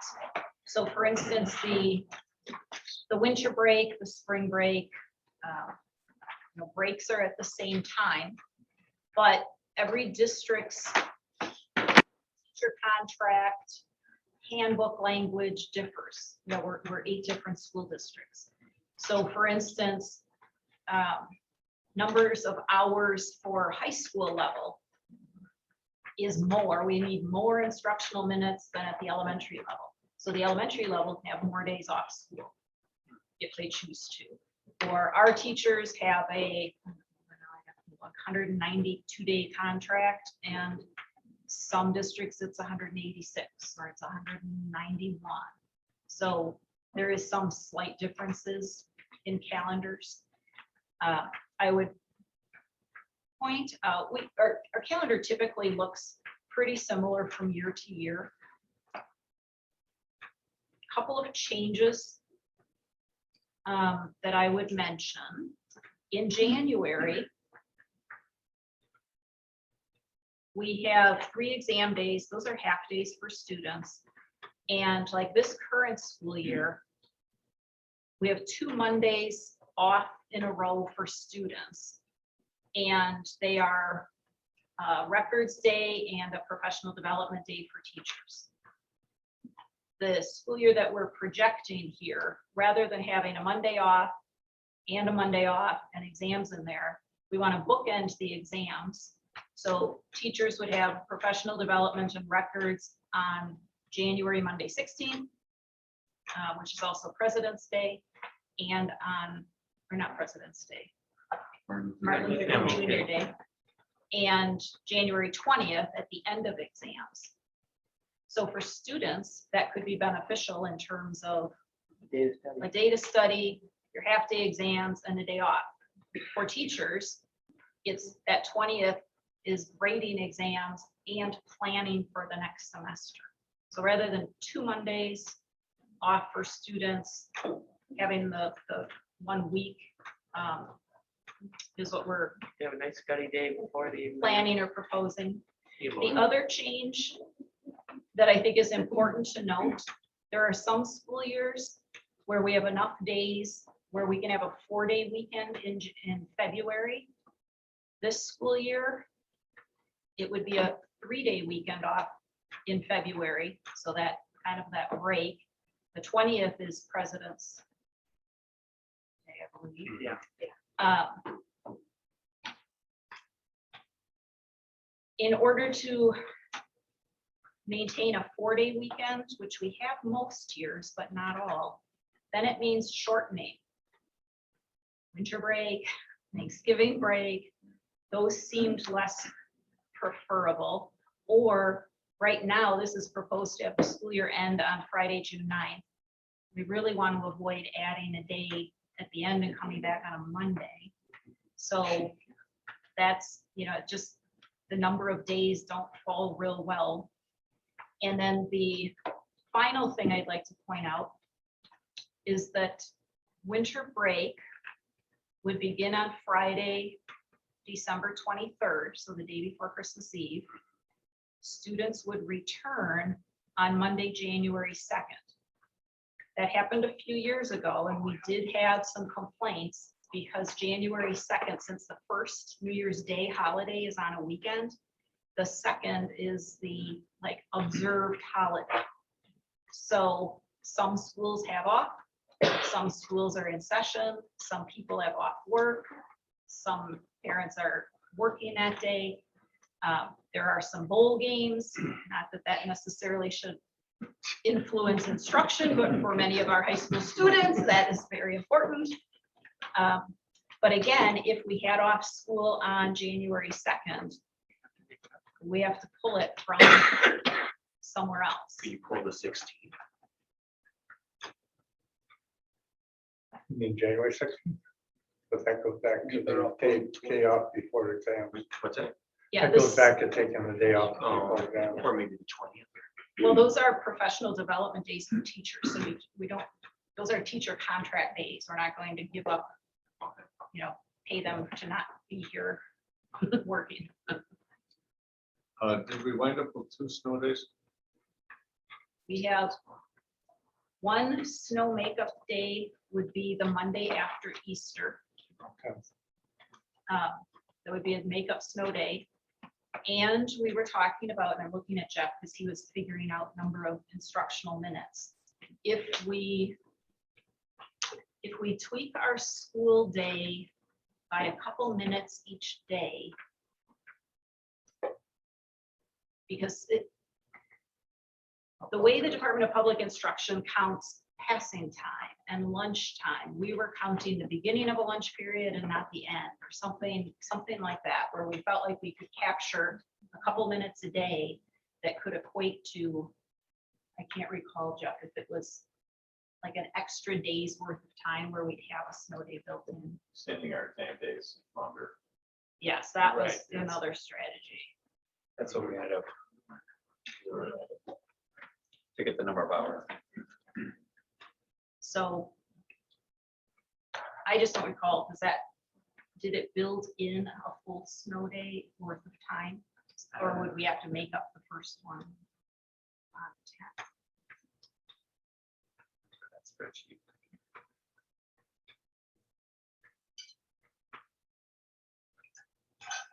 Some years the calendar development works out really well. This year it just does not, because no one wants to end school on a Monday.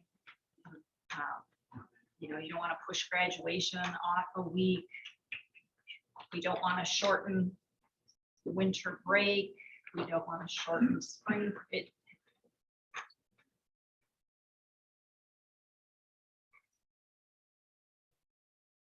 So we need to have the correct number of instructional minutes for students. We need to have the correct number of contract days for our teachers. So I mean, should we send this to committee so we can get a better explanation about the other snow day? Yeah, it's just, it's not going up right now. I mean, we had a whole big go around on this, right? Yeah. Board directive to get 2 snow days put in the calendar, Mhm. and we don't have an explanation.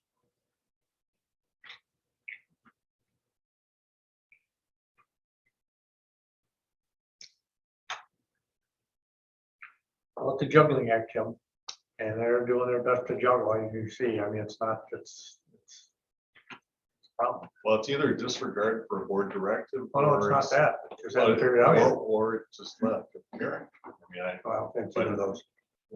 well, there's no explanation as to what's going on here. I can't find a spreadsheet at the moment. Okay, I found. Yeah.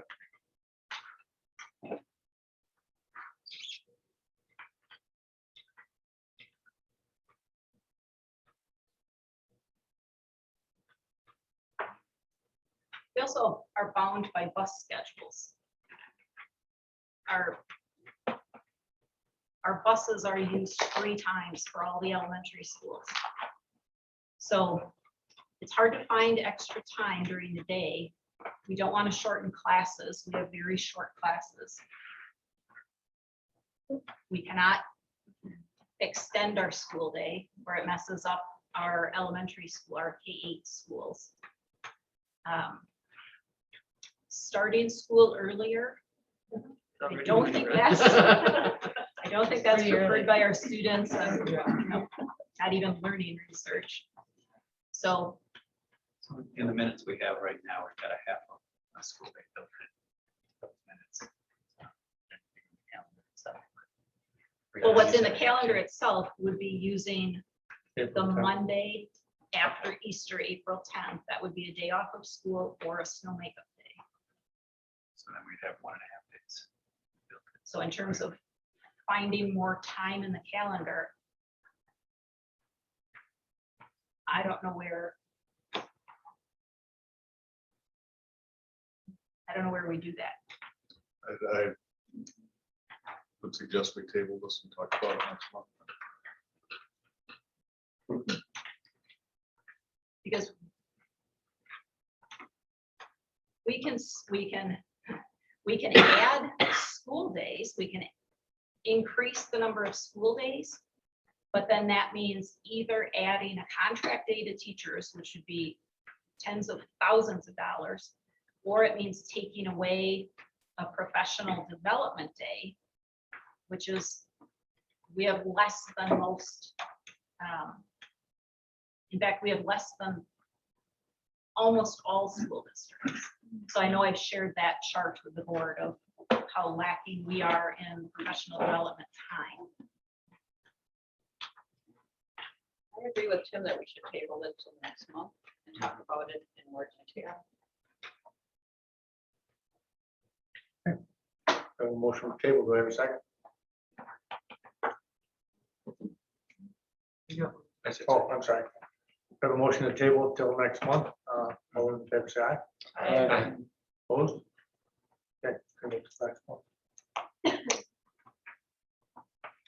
And then would this go back, would this go to policy?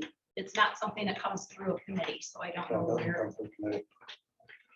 And it just goes back to administration to figure out how we can eke out another half day somewhere.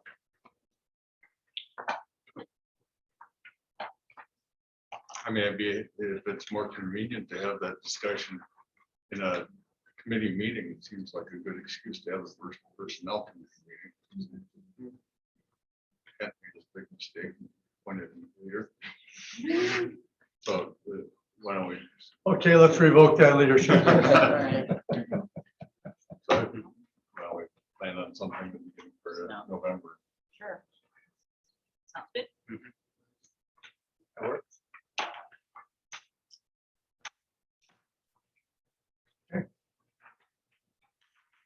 I believe that brings us all update on the town of Merton's proposed changes to EMS and fire department services.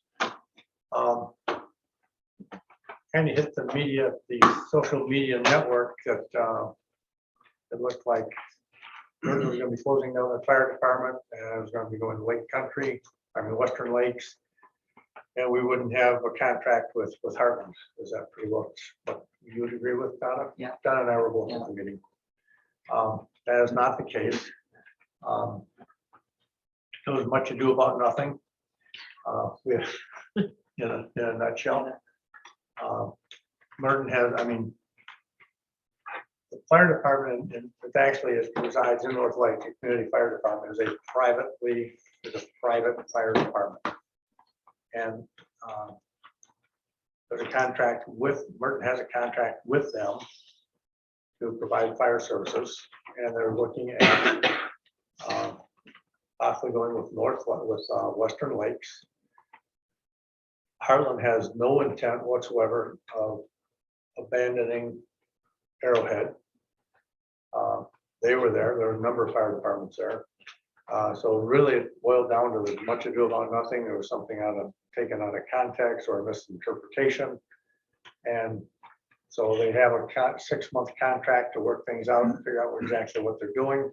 But there is no intent to provide less services for Arrowhead that are being provided right now. Western Lakes is planning on continuing it. I think if kind of the idea I got it, even if nothing else, Western Lakes may end up taking over the community fire department perhaps. And just have another Western Lakes department in North Lake. So there's no intent to close fire departments, and there's certainly no intent for Heartland not to provide services to Arrowhead. They're just struggling to find volunteers. Yeah. And that's where it comes down to, so. Yeah, it was short and sweet. It was short and sweet. Yeah.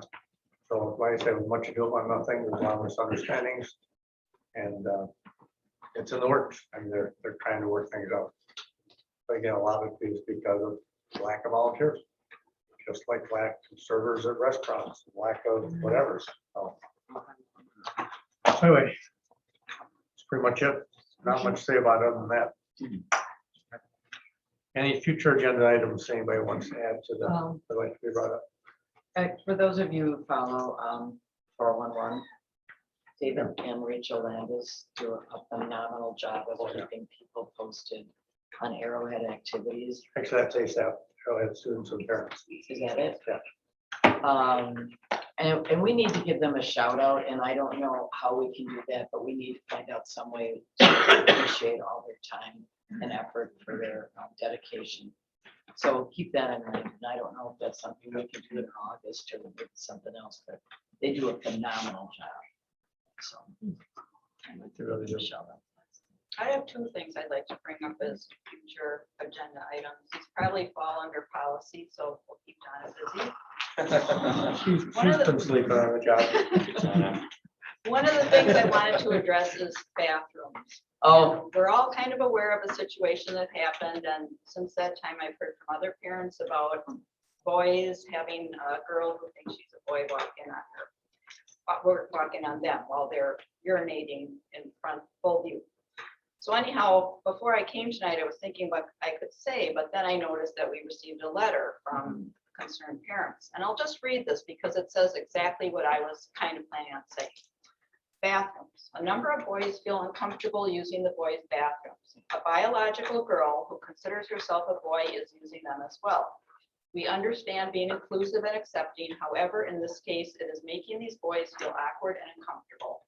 Worse, it is leading to some choosing not to use the bathroom for fear of running into this individual. They go the entire day without a bathroom break, which is not medically healthy. Is there a more private bathroom that this child and others can use as an accommodation for a small number of students? It appears that the feelings and needs of the boys are being ignored. Sharing a bathroom sounds like a great idea until it is put into daily practice. This issue needs to be addressed immediately. And I do agree with this, and I read the correspondence from Adam, and Laura responded to me when I had a question about that. And one of the things I noticed is the practice of Arrowhead High School is to work with students on an individual basis to determine appropriate non-discriminatory accommodations within our schools. Now, wouldn't accommodation, what does that exactly mean? We have gender neutral bathrooms now. Should not the student be using gender neutral bathrooms if they are available? I would want a lawyer to be involved in that discussion. That was my next point. I would like, you also wrote, if the board would like to consult with legal counsel regarding the federal Title IX order and Arrowhead's corresponding policy 511 adopted last November, I would be happy to arrange for this. And I would like that to happen because I think we really need to look into this. Because I feel the rights of the boys who are boys are being ignored and the rights of girls who are girls. Imagine if, say, on North Campus, an 18-year-old boy student goes into the girls' bathroom. He's considered an adult, and what can happen? And I was also following with interest the case in Virginia, where a boy wearing a skirt supposedly went in the girls' bathroom and raped her. And that is, it's kind of been hidden by the media, but it is getting out that this occurred. So I think we need to take this seriously, even though I never in a million years believed I'd have to be talking about something like this. Right, but I do think it needs to be addressed. If there are accommodations, which we have now, gender neutral bathrooms, they should be used. And they should respect the rights of the boys who are boys and the girls who are girls. How many students are we talking about? Not really just additional questions. That was a survey question. And so, put my notebook away too soon. Let's see.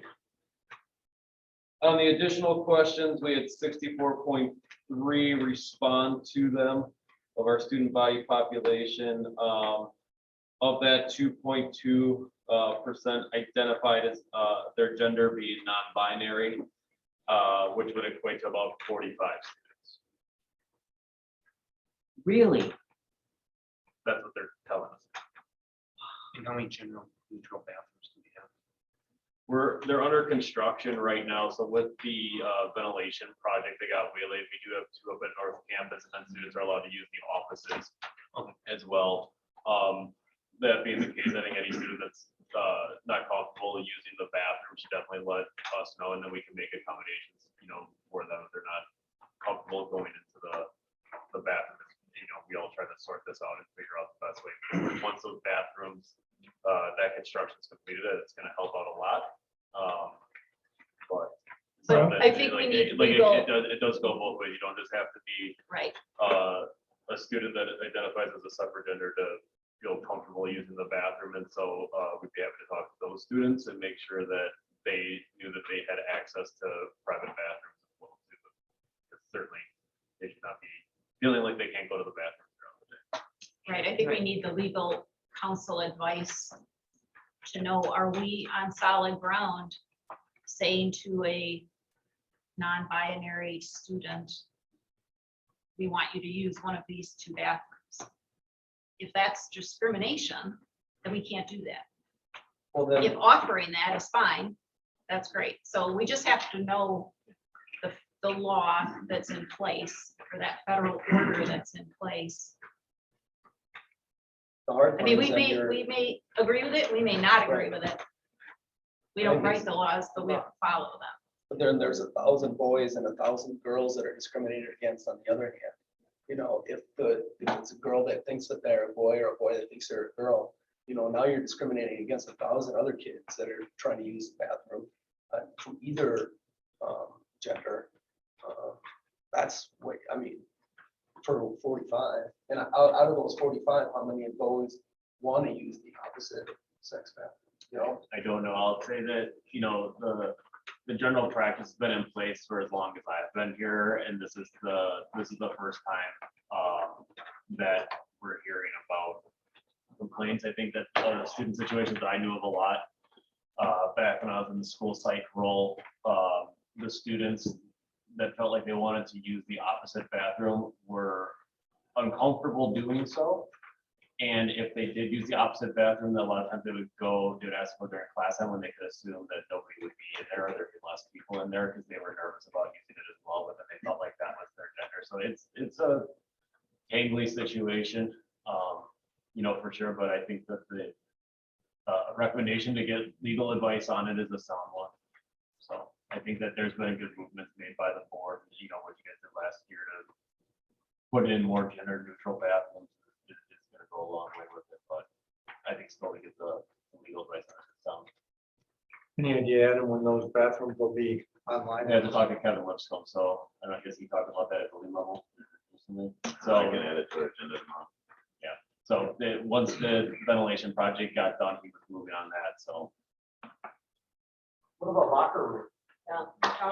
Shower. we haven't had any requests made in that regard yet, and I assume that the legal counsel would help out with it. So we've asked students what they want to do. We haven't had a request made to use the opposite shower or anything like that. A lot of students that identify with the other gender are nervous about that situation as well, and have preferred to change in the bathroom, change in one of the offices, private bathrooms or something like that. They don't feel comfortable using the bathroom. So it's, again, there's definite feelings on all sides of it, and that's the hardest thing is, as a school, we are charged with the task to make everybody feel comfortable and accepted, and the whole 9 and 10 yards with it. So then that's what we're trying to accomplish, and I think we'll continue to try to accomplish with getting the legal advice on it, so we don't miss stuff here. And Amy and I got to talk about the subjects, and you're right. I think we both agreed that couldn't believe we were having to have the conversation. But as fraught as the subject is, what Adam said, I think is important for all of us to kind of remember is that we look at all of our students with compassion. And, you know, people who have problems that are different than those that we're customarily dealing with still are our students. And, you know, we want them here too. So hopefully, as the conversation proceeds, we're able to, you know, seek wisdom from whatever source you look to for that, to come up with a solution that helps all of us. Well, I agree with Kim. I doubt that there's anyone on this board that feels other than that. But it's a sticky wicket. I mean, it's a legal quagmire too. So and then we have, another problem I have is just facility availability, which is another issue that we deal with. So I think we're doing the best we can under the circumstances we have at the moment, but it needs to be improved. There's no doubt about it. We need to have a good solution. And I'm sure we all want that. I'm glad you brought it up. And I have one other item too. Okay. I was contacted by a few parents over the course of the last few weeks, and I guess in the beginning of the school year, the very first week, several teachers took it upon themselves to hand out questionnaires asking students what pronoun they wanted it to be called. And I don't believe that's right. I don't believe our teachers should be promoting gender fluidity or whatever it is. I can see not asking the entire class, but saying if some child has an issue and doesn't want to be called by he or she, they could approach the teacher and say, please call me this. But to blanket everyone and kind of make it seem like it's normal, I don't agree with that. And I don't think that should be happening in our school. And I do have the names of 4 teachers. I could probably get more who did this. So I know in the past I've said if there's issues, if parents have problems with things going on in the classroom, talk to the teacher first, then the principal, then the super, then the school board. But sometimes in some of these cases, it's good to let the school board members know this, so we know what is going on, so we can really approach this the best way that we can and know, you know, something needs to be done because these are young kids. They have enough problems. They don't need to be confused about what is my gender? You know, what do I want to be called? Am I a he, a she, a them, a tree, a rock? You know, I don't know. I just was very upset when I heard this, and these parents were upset about it too. And they said some of the kids kind of just laughed it off and thought it was funny and filled in, well, I want to be called a mailbox, or, you know, just treating it as a joke. But I don't think in the overall scheme of things, it really is a joke. I think we need to consider this seriously. You know, they'll have enough of that when they get out into college and the corporate world now being so woke, but we don't need to promote that in our high school. I guess I'm not quite sure how that's a future agenda item. If that's okay. I mean, sometimes we need to go back to administration and investigate it and see what's going on. I can provide the names too. I'll email you those, Laura. All right, anything else? I know if not, we have a motion to adjourn. Second. All right, move to second.